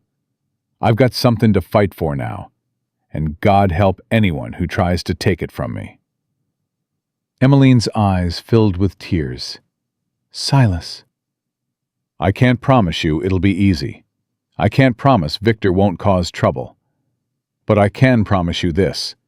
As long as I'm breathing, no one will hurt you or your children. That's not a vow I make lightly.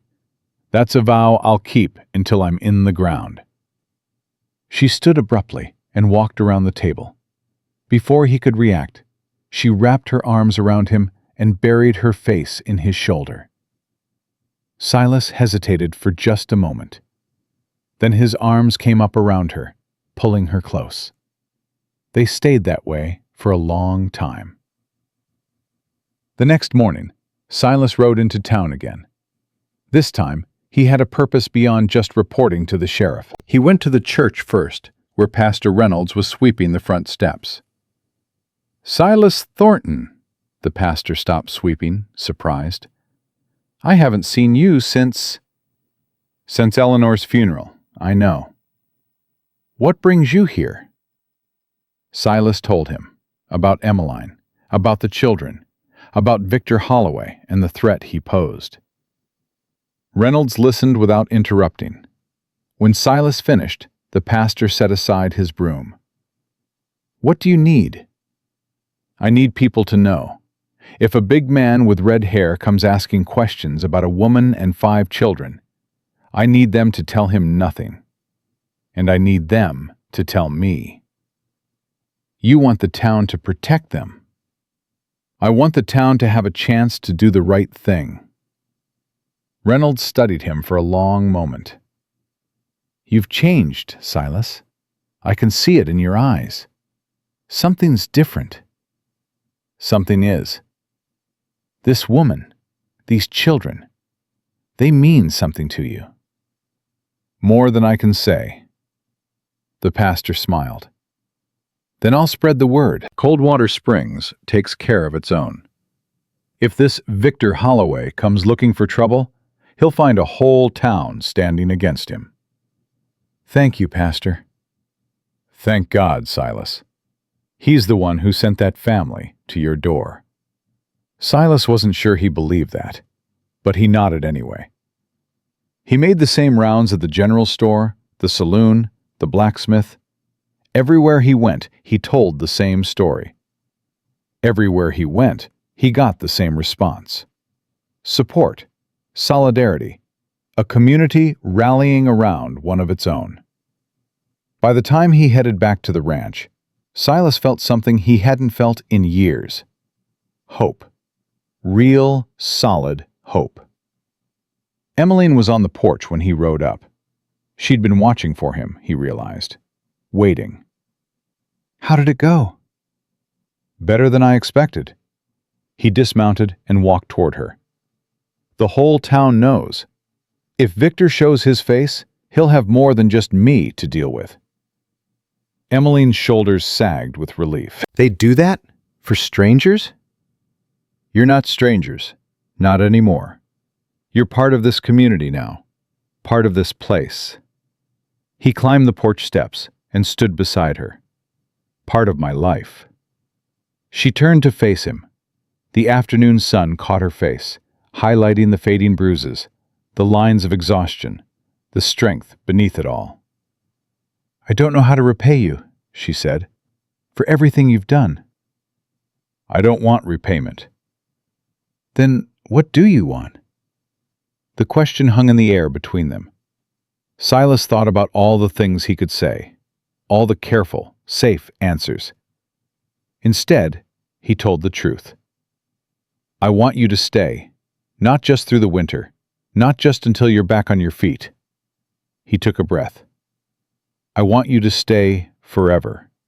You and the children. I want this to be your home. Emmeline's breath caught. Silas.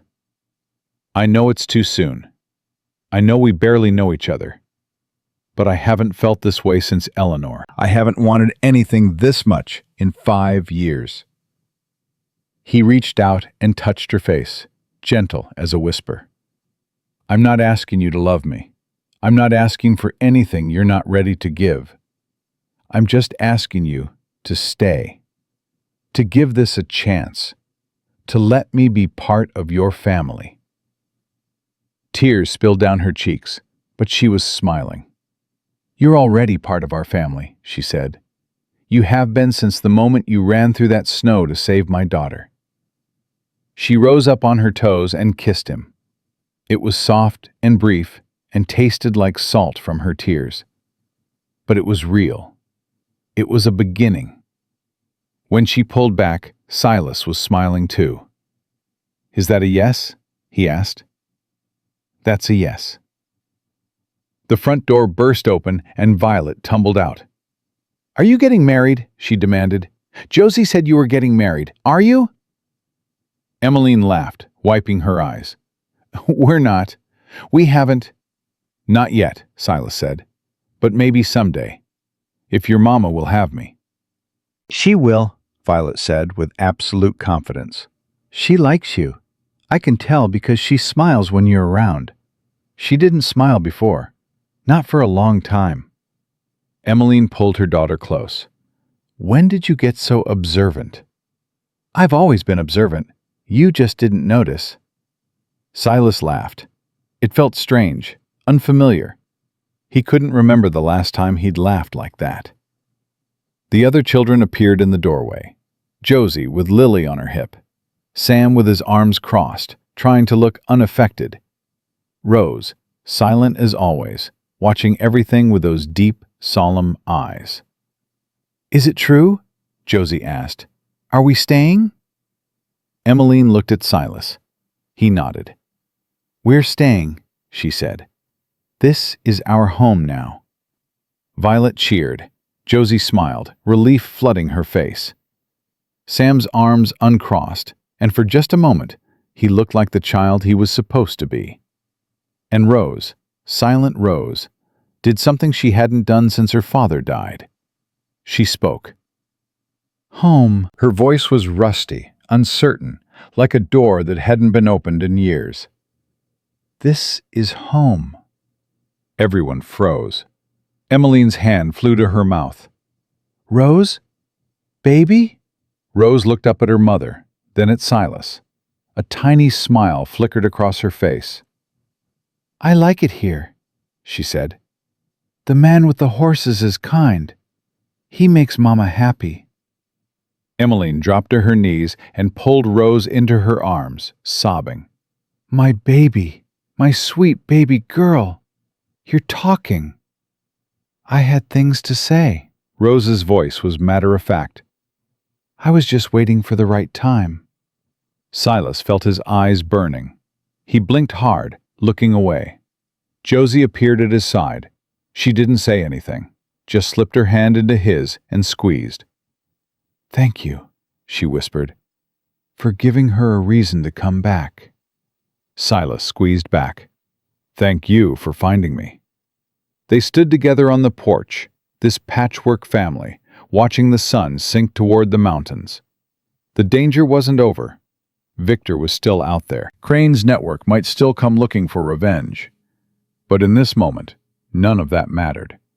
What mattered was the warmth of Josie's hand in his, the sound of Emmeline crying happy tears. The miracle of Rose's voice returned after 2 years of silence. What mattered was home. And for the first time in 5 years, Silas Thornton knew exactly where that was. 2 weeks passed without sign of Victor. Silas knew better than to think he'd given up. Men like Victor Holloway didn't walk away from what they considered theirs. He was planning something, gathering resources, waiting for the right moment. So Silas prepared. He taught Sam to shoot properly, not just aim, but breathe, steady, squeeze. The boy had a natural talent for it. his eye true, his hand steady. Within a week, he could hit a target at 50 yards. "You're a good teacher," Sam said one afternoon, lowering the rifle. "You're a good student." "My pa tried to teach me, but he didn't have the patience. He got frustrated when I missed." Missing's how you learn. Everyone misses at first. Sam was quiet for a moment. "Do you think my pa would be proud of me? If he could see me now?" Silas looked at the boy, at the man he was becoming. "I think he'd be prouder than words could say." Sam's face flushed, but he didn't look away. "Silas?" "Yeah?" "I'm glad we found you. I'm glad Josie knocked on your door that day." "Me too, son. Me too." The word slipped out before Silas could stop it. "Son." He saw Sam's eyes widen, saw the emotion flash across his face. Neither of them mentioned it, but something shifted between them. Something settled into place. Emmeline grew stronger every day. The bruises faded. The stiffness left her movements. She took over more of the household work, insisting on earning her keep, though Silas told her repeatedly that she didn't owe him anything. "I need to do this," she said one morning, kneading bread at the kitchen table. "I need to feel useful." To feel like I'm contributing. You contribute just by being here. That's sweet, but it's not enough. Not for me. She looked up at him, flour dusting her cheek. "I spent 2 years being told I was helpless, that I couldn't survive without a man to take care of me. I need to prove that was a lie. Not to you, to myself." Silas understood. He'd felt the same way after the war, after Eleanor died. The need to do something, anything, to prove you were still alive. "Then bake your bread," he said. "Fix the curtains. Feed the chickens. Do whatever you need to do. Just know that you've already proved yourself. The moment you walked out of that house with 5 children and nothing but the clothes on your back, you proved you were stronger than Victor ever imagined." Emmeline's eyes glistened. She reached out and touched his face, leaving a flowery handprint on his cheek. "How did I find you?" she whispered. "I think the better question is, how did Josie find me?" That girl's got instincts like a bloodhound. Emmeline laughed, the sound warm and bright. "She does, doesn't she? Always has. Even as a baby she knew who to trust and who to avoid. Thomas used to say she could see into people's souls." "She saw into mine." "And what did she find?" Silas thought about it. "Someone who needed saving as much as you did, just in a different way." The children had settled into their new life, with the resilience only children possessed. Violet spent hours with Snowball the cat, carrying her around the ranch like a furry orange baby. Rose talked more each day, her voice growing stronger, her words more frequent. She'd started telling stories again, fantastical tales about horses that could fly, and girls who turned into birds. "Where does she get these ideas?" Silas asked one evening, listening to Rose spin a tale about a princess who lived in a tree. "From her father," Emmeline said softly. "Thomas was a dreamer. He used to make up stories for the children every night. Rose got his imagination. And Sam got his stubbornness?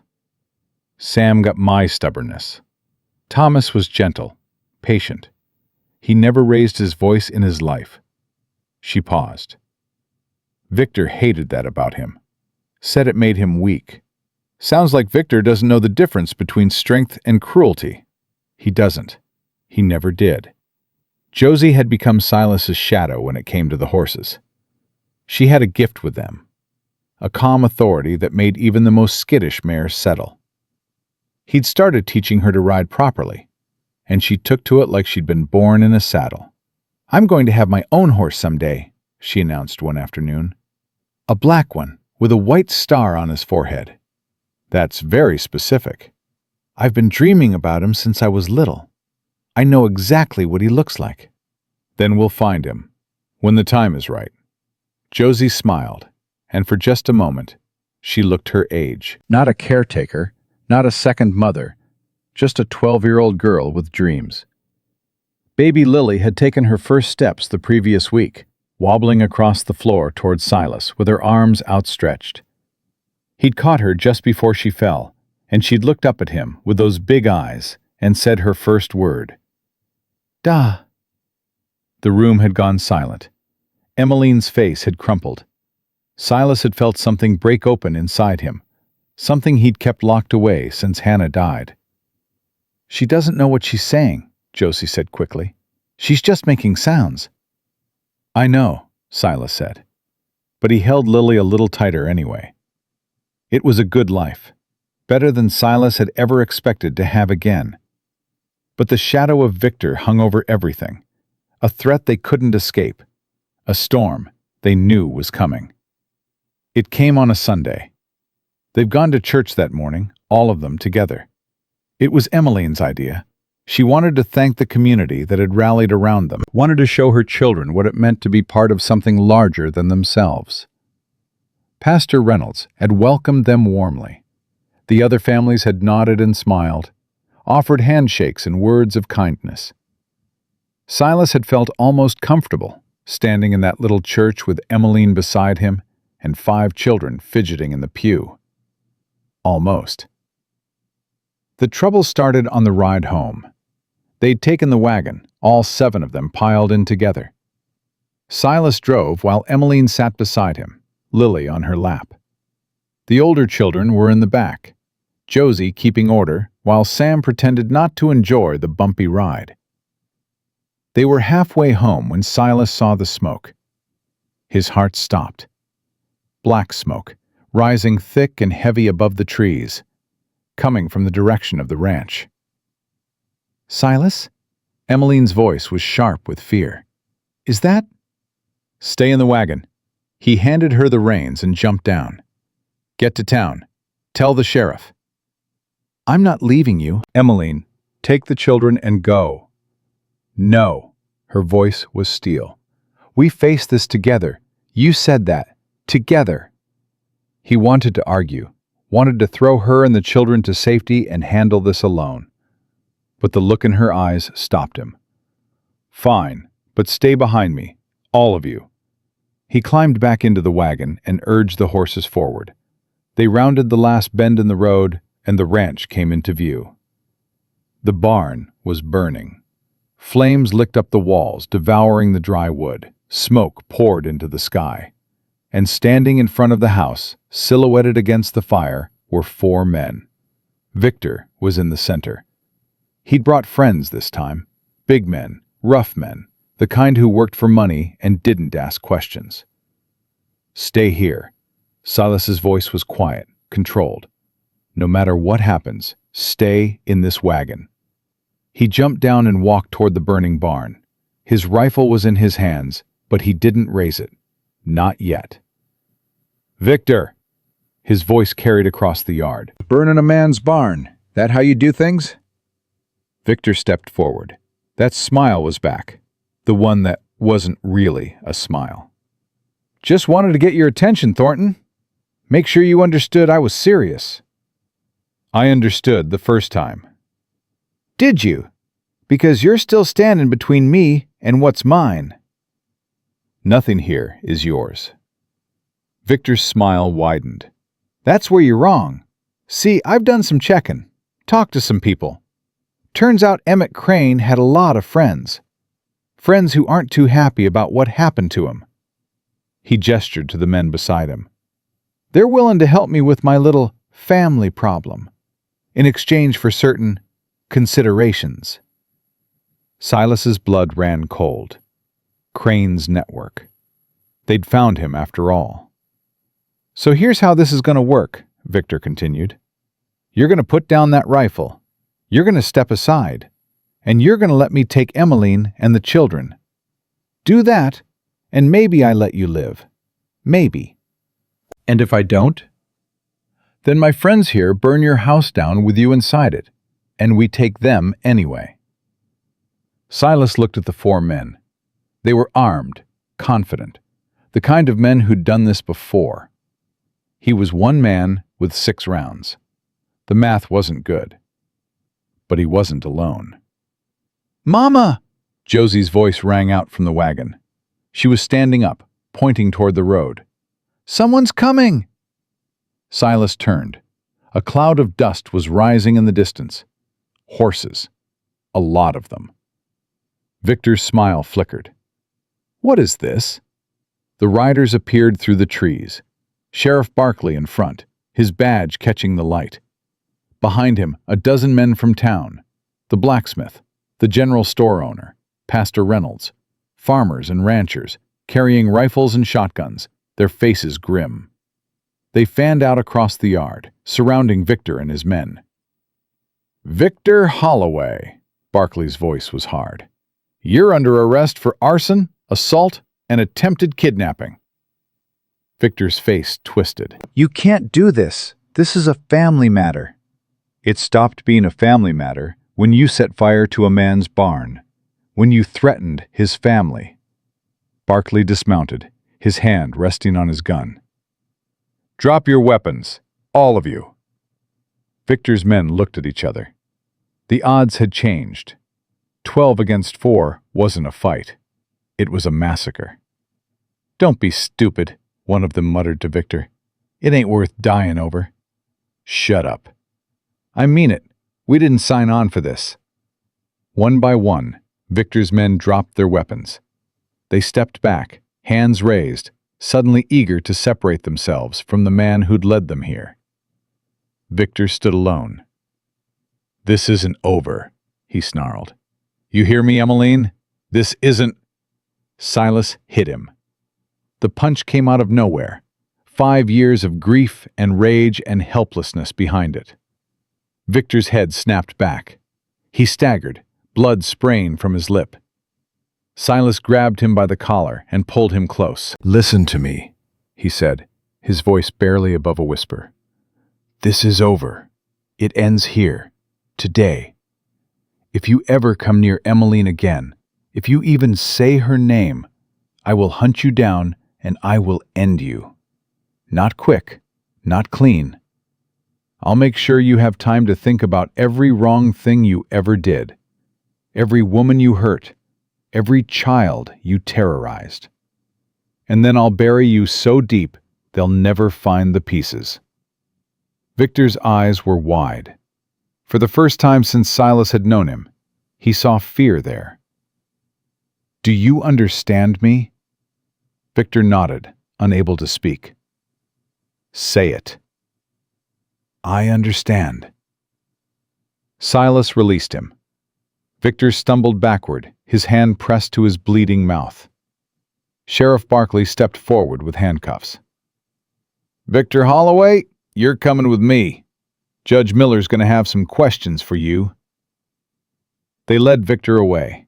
His men went with them, cuffed and silent, suddenly very interested in cooperating with the law. The townspeople remained, a wall of support around the burning barn. The blacksmith organized a bucket brigade, and within an hour the fire was out. The barn was damaged, half of it gone, but the house was untouched. The horses were safe, having been turned out to pasture that morning.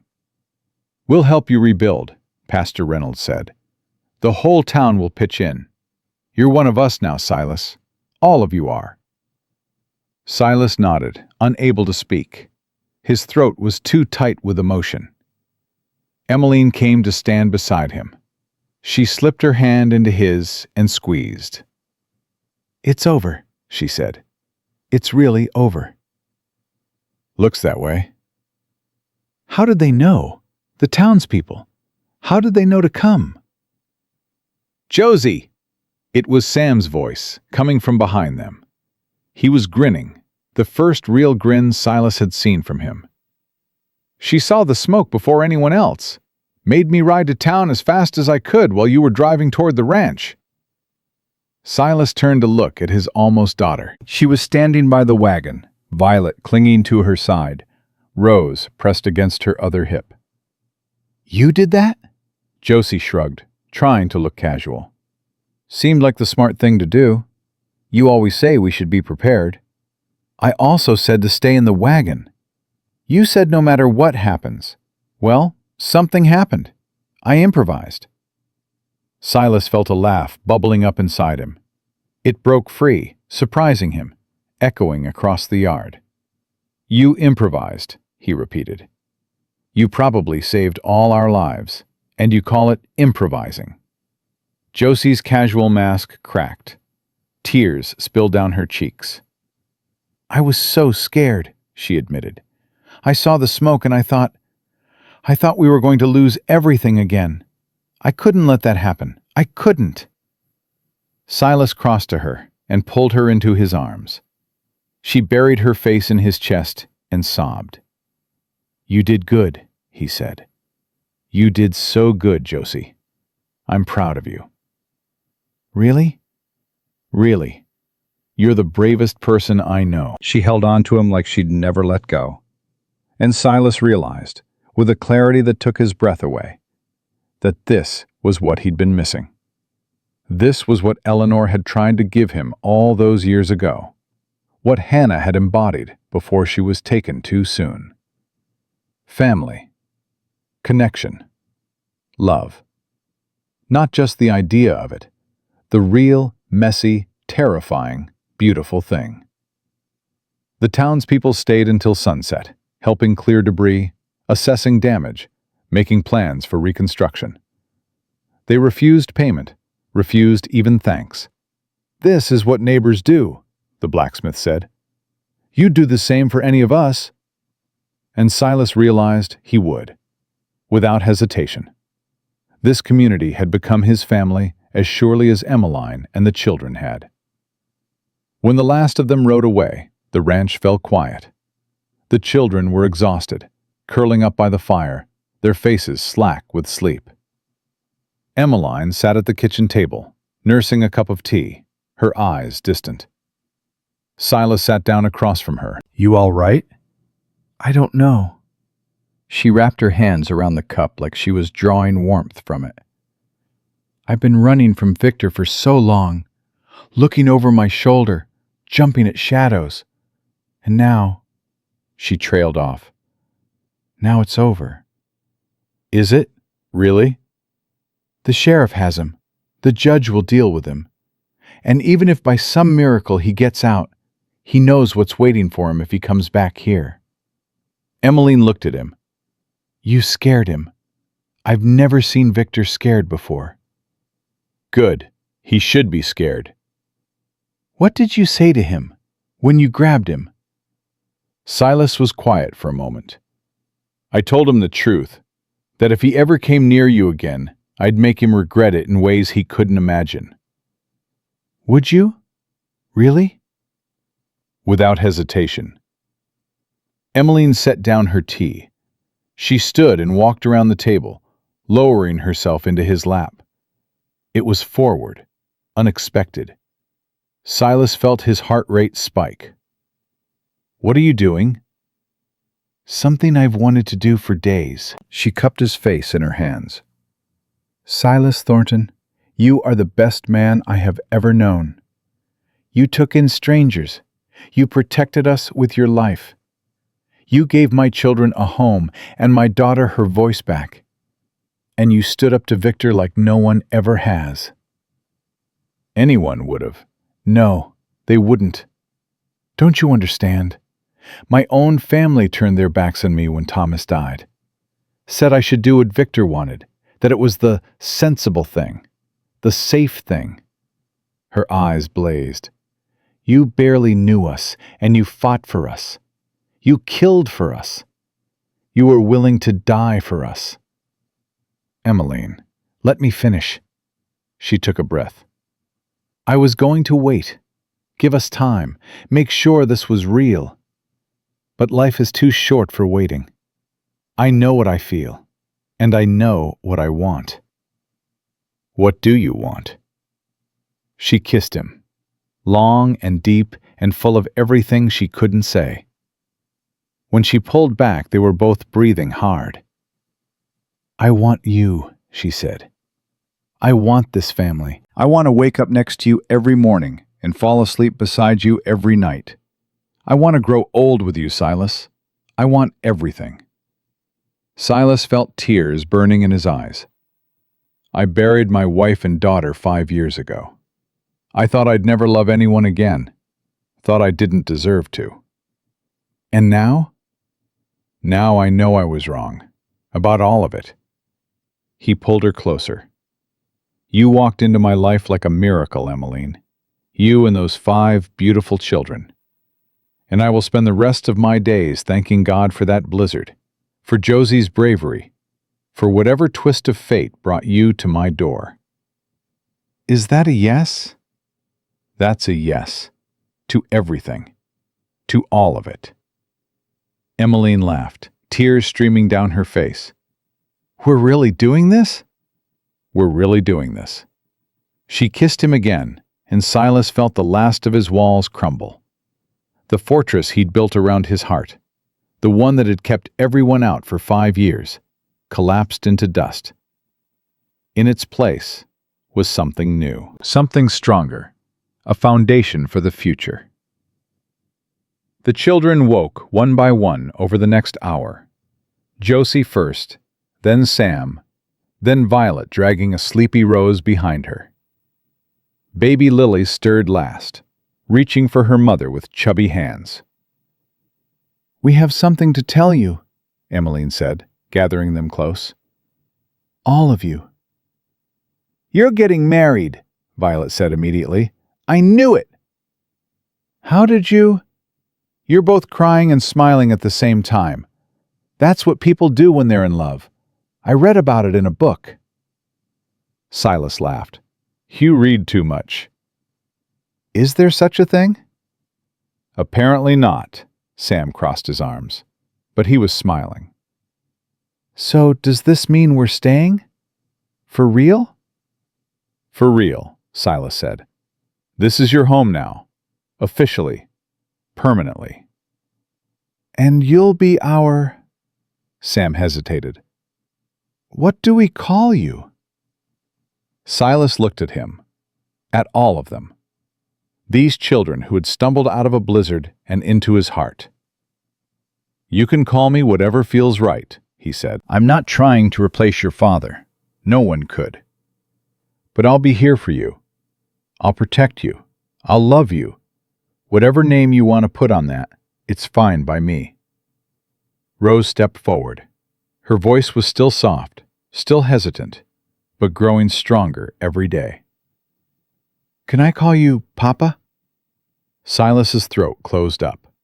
He nodded, unable to speak. Me too, Violet said. I want to call you Papa too. And me, Josie added quietly. Sam was the last.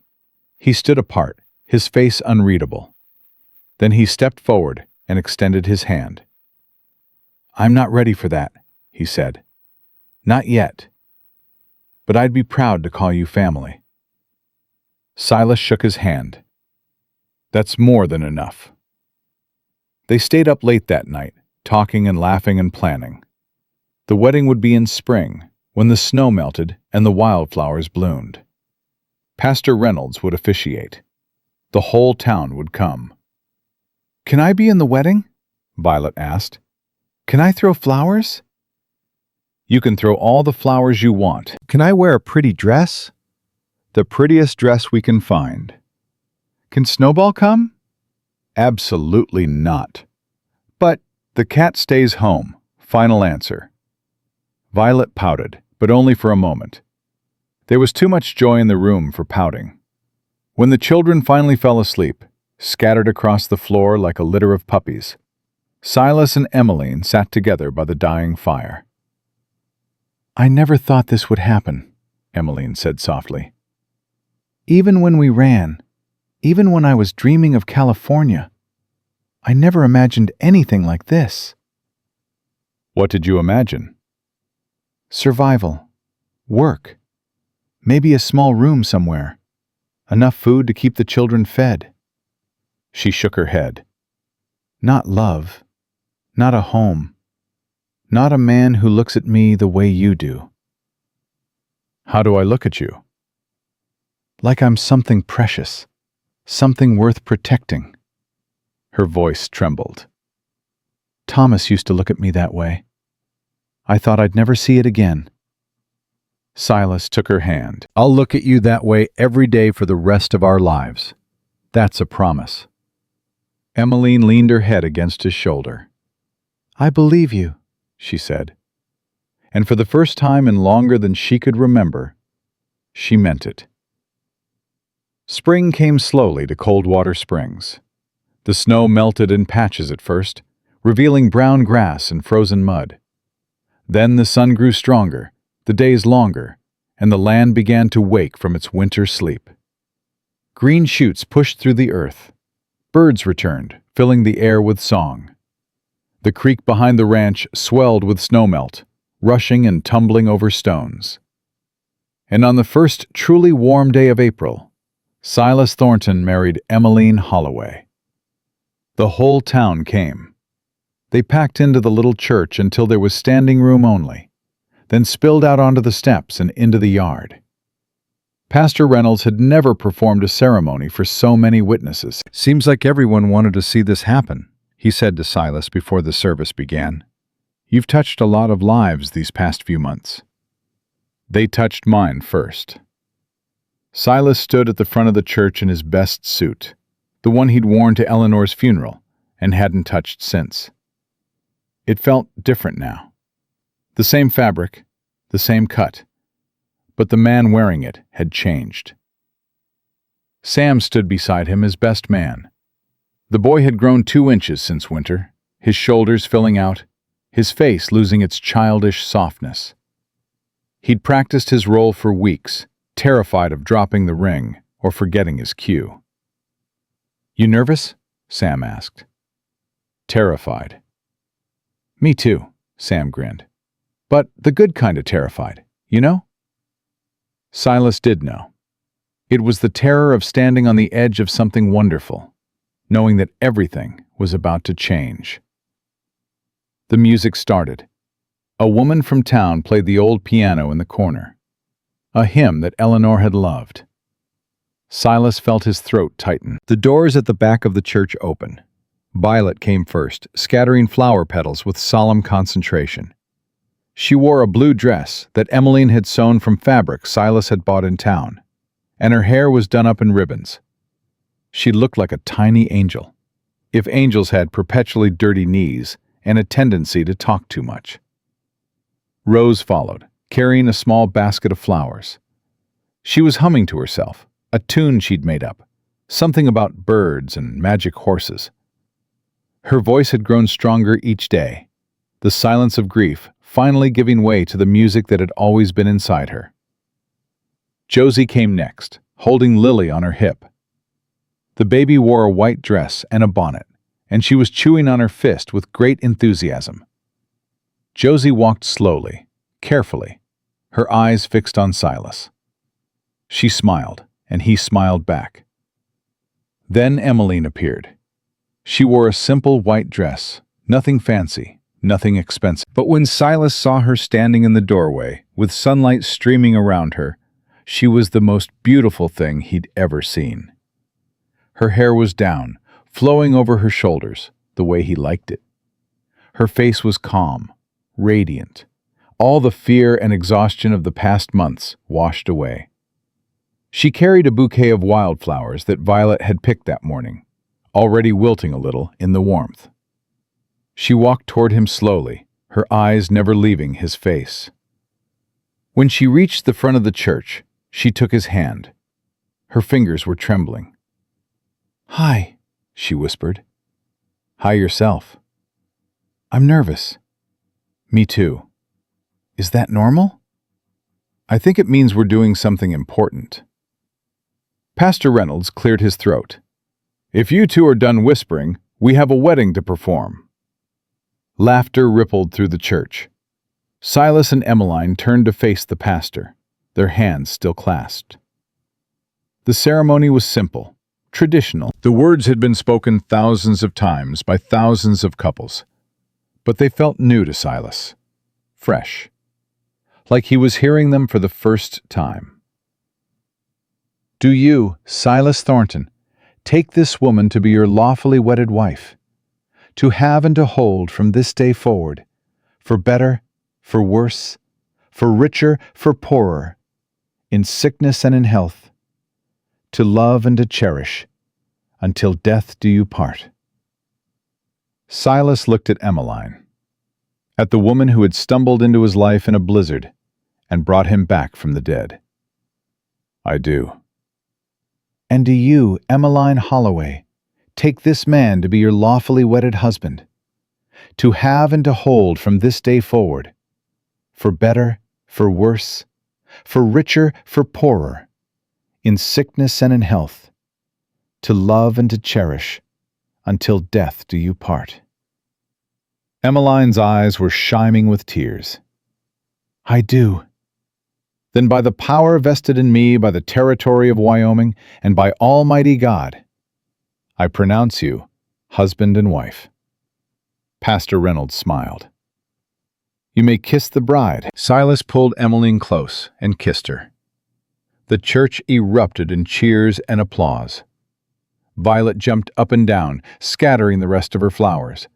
Rose laughed out loud, a sound that still surprised everyone who heard it. Sam clapped Silas on the back, grinning from ear to ear. And Lily, not understanding what was happening but sensing the joy around her, let out a happy shriek and threw her bonnet into the air. They walked out of the church hand in hand into the spring sunshine. The townspeople gathered around them, offering congratulations and well wishes. The blacksmith presented them with a set of iron candle holders he'd forged himself. Martha, from the general store, gave them a quilt she'd been making all winter. Pastor Reynolds pressed a Bible into Emmeline's hands, the same one she'd admired in his study weeks ago. "Welcome to Coldwater Springs," he said, officially. The reception was held in the yard of the ranch. Tables had been set up, loaded with food that the town's women had been preparing for days. There was music from a fiddle and guitar, and dancing on the hard-packed earth where the barn used to stand. The new barn was already half built. The whole town had pitched in to raise it, working weekends and evenings, refusing any payment. It would be finished by summer, bigger and stronger than the original. "This is too much," Emmeline said, looking around at the celebration. "All these people, all this food, we can't possibly repay them." "You don't have to," Silas said. "That's not how it works." "Then how does it work?" "You accept it. You say thank you, and someday, when someone else needs help, you do the same for them." Emmeline shook her head in wonder. "I've never lived in a place like this, where people just help each other." "Neither had I. Not until you came along." Silas squeezed her hand. "You changed everything, Emma. Not just for me. For this whole town. They see what we built, what we survived, and it reminds them what matters. Family. Community. Taking care of each other. We didn't do anything special. We just kept going. Sometimes that's the most special thing of all." The dancing went late into the evening. Silas danced with Emmeline, with Josie, with Violet, who insisted on standing on his boots while he moved. He even danced with Rose, who was too shy to lead, but happy to be spun in circles until she was dizzy and laughing. Sam didn't dance. He stood at the edge of the crowd, watching with a small smile on his face. Silas walked over to him. "You could ask one of the girls from town," he said. "That Miller girl keeps looking at you." Sam's face turned red. "I don't know how to dance." "Neither do I. Never stopped me." "That's different. You're old." "Thanks for that."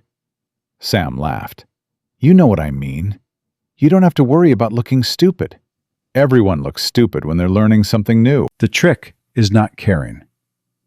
Silas put a hand on the boy's shoulder. "But if you're not ready, that's fine too. There's no rush." "I know." Sam was quiet for a moment. "Silas?" Yeah? I've been thinking about what to call you. Silas's heart skipped. And? I'm still not ready for Pa or Papa. That was my father's name, and he swallowed. I'm not ready to give it to someone else. I understand. I told you, there's no pressure. But I was thinking maybe I could call you Dad. It's different enough, and it feels right, if that's okay with you.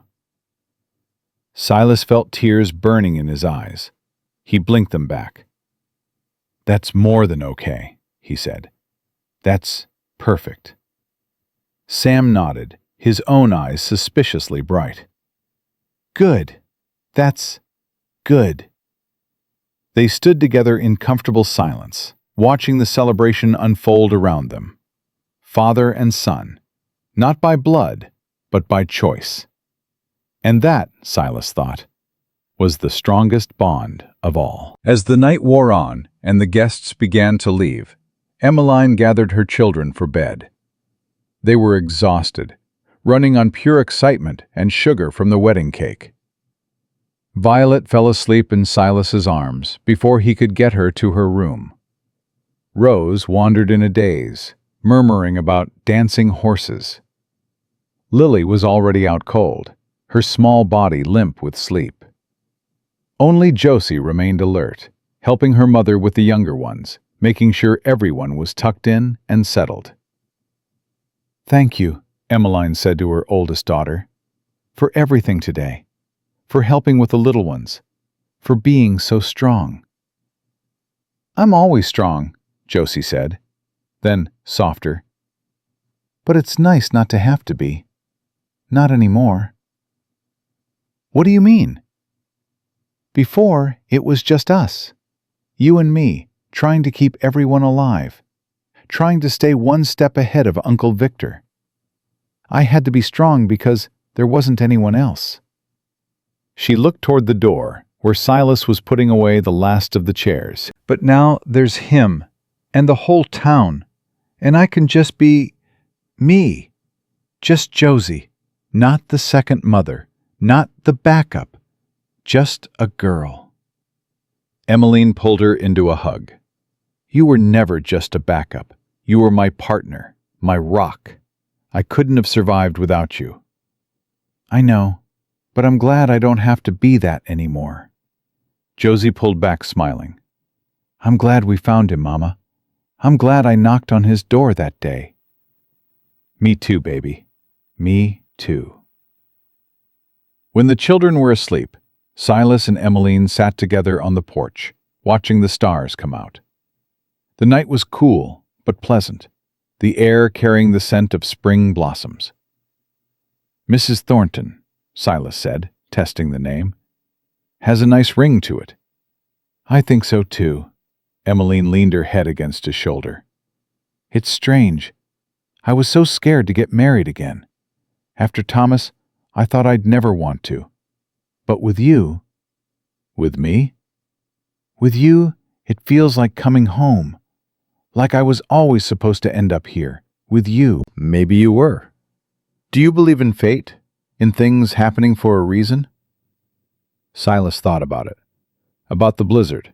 About the children appearing at his fence. About all the choices, big and small, that had led them to this moment. I don't know about fate, he said, but I believe that sometimes life gives you exactly what you need, exactly when you need it. And you can either accept it or let it pass you by. I'm glad you accepted us. I'm glad you let me. They sat in silence for a while, content just to be together. The stars wheeled overhead, ancient and eternal, indifferent to the small human dramas playing out beneath them. But to Silas, those small dramas were everything. Can I tell you something? Emmeline asked. Anything. When Victor had me in that canyon, when I thought I was going to die, I wasn't scared for myself. I was scared for my children, for what would happen to them without me. She paused. But I was also scared that I'd never see you again. This man I'd known for less than a day. I was scared I'd never get to know you. You know me now. I do, and I'm not scared anymore." Silas turned to face her. "Emma, I need to tell you something. About Eleanor. About Hannah." "You don't have to." "I want to." He took a breath. "When they died, I thought my life was over. I thought I'd never feel anything again. I closed myself off from the world because it was easier than facing the pain." "That's understandable." "Maybe, but it was also wrong. Eleanor wouldn't have wanted that. She would have wanted me to keep living, to find happiness again." He touched Emmeline's face. "I think she sent you to me. I know that sounds crazy, but I believe it. She saw me suffering, and she sent you and your children to bring me back." Emmeline's eyes filled with tears. "That doesn't sound crazy at all." "I love you, Emma. Not as a replacement for Eleanor, not as a way to fill the emptiness. I love you for who you are, for your strength and your kindness, and the way you look at your children like they're the most precious things in the world. They are the most precious things in the world. I know, and now they're my precious things too. Our precious things." He kissed her forehead. "We're going to have a good life, Emma. All of us. I promise." "I believe you," she whispered. "I finally believe." The months that followed were the happiest of Silas's life. Summer came, hot and golden. The new barn was finished, better than the original. The ranch flourished under the combined care of the whole family. Silas taught Sam everything he knew about horses and cattle and land. Emmeline turned the house into a home, with curtains in the windows and flowers in every room. Josie got her black horse with the white star, found at an auction in town, exactly as she'd dreamed. Violet started school in the fall, protesting loudly that she already knew everything and didn't need more education. She came home the first day with 3 new friends and a grudging admission that maybe school wasn't so bad. Rose continued to blossom. She told stories now, not just to herself, but to anyone who would listen. The townspeople loved her, this small girl with a big imagination who spun tales about cowboys and princesses and magic. Baby Lily took her first real steps across the kitchen floor, straight into Silas's waiting arms. She called him Dada without hesitation, and every time she said it, his heart grew a little bigger. One evening in late autumn, as the leaves turned gold and red, Sheriff Barkley rode out to the ranch. Silas met him in the yard. "Tom, everything all right?" "Better than all right. Thought you'd want to know. Victor Holloway was sentenced today. 5 years hard labor for what he did here, plus another 3 for some crimes he committed back east that caught up with him. 8 years. 8 years, and when he gets out, he's been warned. He comes anywhere near this territory, anywhere near your family, and the full weight of the law comes down on him." Silas felt something loosen in his chest, a tension he hadn't even realized he was carrying. "Thank you, Tom, for everything." "Just doing my job," the sheriff smiled. "But I'll admit, it felt good putting that man away. He hurt a lot of people. Now he'll have time to think about it." After Barkley left, Silas found Emmeline in the kitchen. He told her the news. She sat down heavily, her hand pressed to her heart. "It's over," she said. "It's really, truly over." "It's over." "I've been waiting for this, dreading it, hoping for it, for so long." Tears slipped down her cheeks. "What do I do now? How do I live without that fear?" "The same way you've been living, just without looking over your shoulder." "I don't know how to do that." "Then I'll teach you." Silas knelt beside her chair and took her hands. "We'll learn together how to be happy without being scared, how to trust that good things can last, how to build a future instead of just surviving the present. Emmeline looked at him through her tears. "You make it sound easy." "It won't be easy, but it'll be worth it." He kissed her hands. "Everything worth doing is hard. That's what makes it valuable." The winter that followed was harsh but welcome. Snow piled high around the ranch, trapping them inside for days at a time. But unlike the winter before, this one was filled with warmth. Laughter echoed through the rooms, the fire burned bright, and no one was alone. On Christmas morning, the children woke before dawn, too excited to sleep. They tumbled downstairs to find the tree Silas had cut and decorated, surrounded by presents wrapped in brown paper and tied with string. The gifts were simple, practical. A new saddle for Josie, a rifle of his own for Sam, books for Rose, who devoured them like candy, a porcelain doll for Violet, and a stuffed horse for Lily. But the best gift wasn't under the tree. "I have something for all of you," Silas said when the paper had been cleared away. "Something I've been working on." He reached into his pocket and pulled out a folded document. "This is a petition to the territorial court. If it's approved, it means I can legally adopt all 5 of you. You'll be Thorntons, officially, legally, forever." The room went silent. "You want to adopt us?" Josie's voice was barely a whisper. "I want you to be my children, in every way that matters, not just in my heart, but in the eyes of the law." He looked at each of them in turn. "Only if you want it too. This has to be your choice." Violet launched herself at him. "Yes, yes, yes, yes!" Rose followed, wrapping her arms around his waist. "Yes, Papa." Lily babbled and clapped her hands, not understanding but sensing the joy. Josie stood frozen, tears streaming down her face. "You mean it? Really?" "With all my heart." She walked forward slowly and put her arms around him, joining the pile. "Then yes, 1,000 times yes." Only Sam held back. Silas looked at him over the heads of the girls. "Sam?" The boy's face was working, emotions battling across his features. "If you adopt us, it means you're really our father. Not just in words, in law." "That's right." "And we'd have your name, Thornton." "If you want it." Sam was quiet for a long moment. Then he walked forward, his steps steady and sure. "Samuel Thornton," he said, testing it. "Sam Thornton." He looked at Silas with shining eyes. "Yeah, I like that. I like that a lot." He joined the embrace, and for a moment, the whole family held each other in the light of the Christmas tree.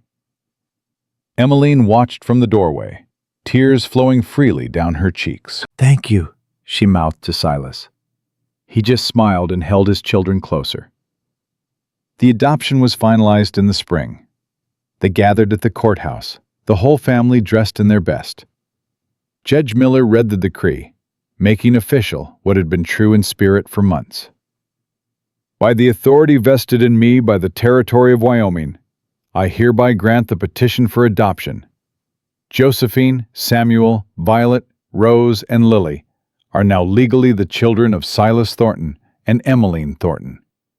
May God bless this family." The gavel came down. The children cheered. Silas pulled Emmeline close and kissed her as the courtroom erupted in applause. Outside, the spring sun shone warm on their faces. The whole town had gathered to celebrate. The same people who had rallied around them in their darkest hour, now sharing in their joy. "We did it," Emmeline said, clutching the adoption papers like precious treasure. "We really did it." "We did." A year ago, we were running for our lives, homeless, terrified. And now we're home. She looked up at him, this man who had saved her, who had given her children a father, who had shown her that love could be gentle instead of cruel. I love you, Silas Thornton. I love you too, Emmeline Thornton. The children swarmed around them, Violet demanding to be lifted up, Rose pulling at Silas's hand, Sam and Josie standing shoulder to shoulder like the young adults they were becoming. Lily squealed in Emmeline's arms, reaching for Silas with her chubby fingers. He took the baby and held her high, making her laugh. Then he gathered his whole family close, right there on the courthouse steps, in full view of everyone. "Let's go home," he said. They rode back to the ranch in the wagon, 7 people where there had once been 1. The road was familiar now, every turn memorized, every landmark known. But it felt different, fuller, richer, because they weren't just traveling to a place, they were traveling to a life. The ranch appeared around the final bend, solid and welcoming. The new barn stood proud beside the house. Horses grazed in the pasture. Snowball the cat sat on the porch railing, watching them approach with feline indifference. Silas stopped the wagon in the yard and helped everyone down. The children scattered, released from the formality of the courthouse, racing toward the barn and the fields and all the familiar places they loved. Emmeline stood beside him, watching them go. "Happy?" he asked. "More than I ever thought possible." "Good. That's all I ever wanted. For you to be happy. For them to be safe." She turned to face him, taking both his hands. "You gave us more than safety, Silas. You gave us hope. You gave us a future. You gave us a family. You gave me the same. Then I guess we're even." "I guess we are." They walked toward the house together, hand in hand. The sun was setting, painting the sky in shades of orange and pink. The air smelled of spring flowers and fresh earth. At the door, Silas paused. He looked back at the land that had been his prison for 5 years, that had become his paradise in the space of 1 winter. "Silas," Emmeline's voice was soft. "What is it?" "I was just thinking about how different everything is now. A year ago, I was dying. Slowly, quietly, letting the grief eat me alive." He turned to her. "And then you children knocked on my door, and everything changed." "Sometimes that's how it works. One moment, one choice, and your whole life goes in a different direction." "Is that what happened to you, when you decided to run from Victor?" "That's exactly what happened. I was terrified. I had no plan, no money, no idea where we'd end up. But I knew that staying was death, and leaving was at least a chance." She squeezed his hand. "I chose the chance, and it led me to you." "Best choice you ever made." "Don't let it go to your head." He laughed, pulling her close. Too late. They went inside, into the warmth and light of home. The children's voices echoed from the back of the house, Sam's deeper tones mixing with Josie's laughter and Violet's endless chatter. Rose was singing somewhere, a made-up song about a family that lived in a house full of love. And Lily, sitting on the kitchen floor, looked up at Silas with those big eyes and said the word that still made his heart soar every time. "Dada." He picked her up and held her close, breathing in the sweet baby smell of her hair. "That's right," he said. "Dada's home. Dada's always going to be home." Emmeline watched them, her eyes soft with love. "I never thought I'd have this again," she said. "A partner. Someone to share the load." "You don't have to share it. I'll carry it for you." "I know you would, but that's not what partners do. Partners carry it together." She moved to his side, one arm around his waist, the other reaching up to stroke Lily's hair. Equal weight, equal love, equal everything. I can live with that. Good, because you're stuck with me now. Legal and binding. Worst thing that ever happened to me. Liar. Best thing. The absolute best thing. They stood together in the kitchen of their home, their daughter in his arms, their family whole and safe around them. Outside, the sun finished its descent, and the first stars appeared in the darkening sky. Somewhere in the distance, a wolf howled. The sound that had once meant danger, loneliness, the wild emptiness of a life lived alone. Now it was just background noise. The world outside, doing what it did. Inside was what mattered. Inside was love. Silas thought about the man he'd been a year ago, the ghost haunting his own house, going through the motions of living without actually being alive. He thought about Eleanor and Hannah, the graves behind the barn, where wildflowers would bloom again in spring. He didn't hurt anymore when he thought about them. The grief was still there, would always be there, but it had changed shape, softened, become something he could hold without being cut. They would have loved this, he realized. Eleanor would have loved Emmeline, would have welcomed her like a sister. And Hannah would have adored her new siblings, especially Lily, the baby sister she never got to be. Maybe they were watching. Maybe they knew. Maybe, in some way Silas couldn't understand, they had sent this family to him. He chose to believe that. It made the world feel less random, less cruel. It made his loss feel like part of something larger, something with meaning. "What are you thinking about?" Emmeline asked. "Blessings, how sometimes they come disguised as disasters. Like a blizzard that almost kills your children?" Like that. Exactly like that. She leaned up and kissed his cheek. "You're a strange man, Silas Thornton." "You married me anyway." "I did. And I'd do it again. 1,000 times." Only 1,000? Don't push your luck. The children burst into the kitchen, demanding dinner, demanding attention, demanding the 100 small things that children always demand. Silas and Emmeline moved apart to handle the chaos, but their eyes kept finding each other across the room. Dinner was loud and messy and perfect. Stories were told around the table, jokes that made no sense, arguments about nothing that resolved themselves in seconds. Lily threw food. Violet talked with her mouth full. Sam and Josie debated whether a horse could outrun a train. It was everything Silas had missed, everything he'd thought he'd never have again. When the children were finally in bed, the house fell quiet.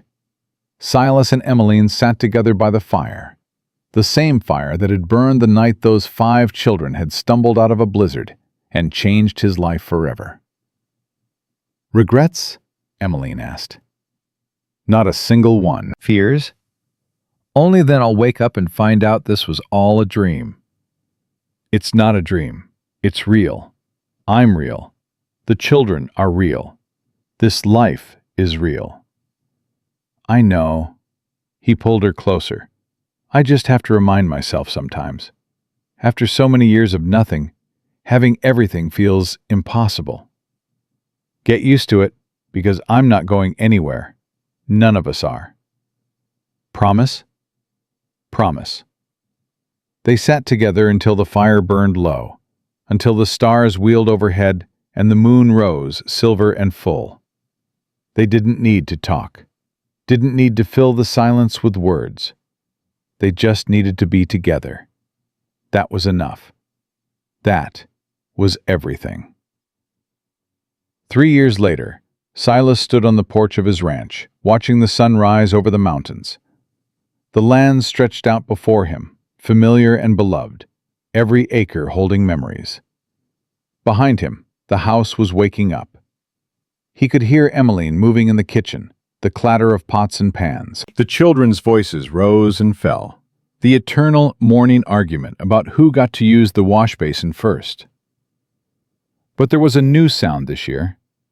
A baby's cry, thin and demanding. Thomas Silas Thornton, 3 months old, announcing to the world that he was awake and expected to be fed immediately. Silas smiled. Another child, another miracle, another piece of his heart walking around outside his body. He thought about everything that had brought him to this moment. The grief and the loss, the years of emptiness, the blizzard and the children and the woman who had saved him as surely as he had saved her. Life wasn't perfect. There were still hard days, still moments when the grief crept back, when the memories cut sharp and deep. Victor was still out there somewhere, serving his time, a threat that wouldn't fully disappear until he was dead and buried.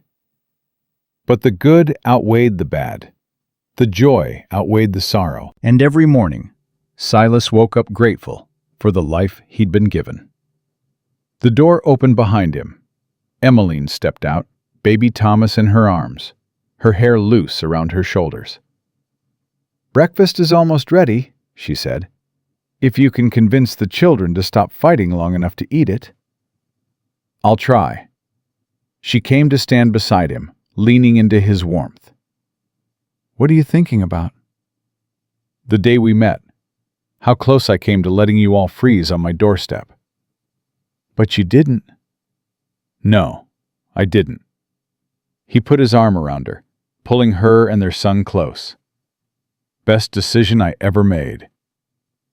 "Better than marrying me?" "Same decision, really. That day when I ran through the snow to help your children, I was already yours. I just didn't know it yet." Emmeline smiled, that smile that still made his heart skip after 3 years of marriage. "You're a romantic, Silas Thornton." "Only for you." The door burst open and children poured out. Sam, now 12, tall and confident. Josie, 15 and beautiful, with her mother's eyes and her father's stubbornness. Violet, 10 and still talking more than anyone thought possible. Rose, 8 and dreaming bigger than ever. Lily, 4 years old and ruling the household with an iron fist. They surrounded their parents, a chaos of voices and demands and love. "Papa, Sam took my book." "I did not. She left it in the barn." "Mama, can I ride into town today?" "Dada, up, up." Silas looked at his family, his wife, his children, his life. He thought about the man he'd been, alone in his grief, waiting to die. That man was gone. In his place stood someone new, someone stronger, someone whole. A husband, a father, a man with a future. And as the sun rose over the mountains and his family gathered around him, Silas Thornton knew one thing with absolute certainty. He had found his way home, and he would never be lost again.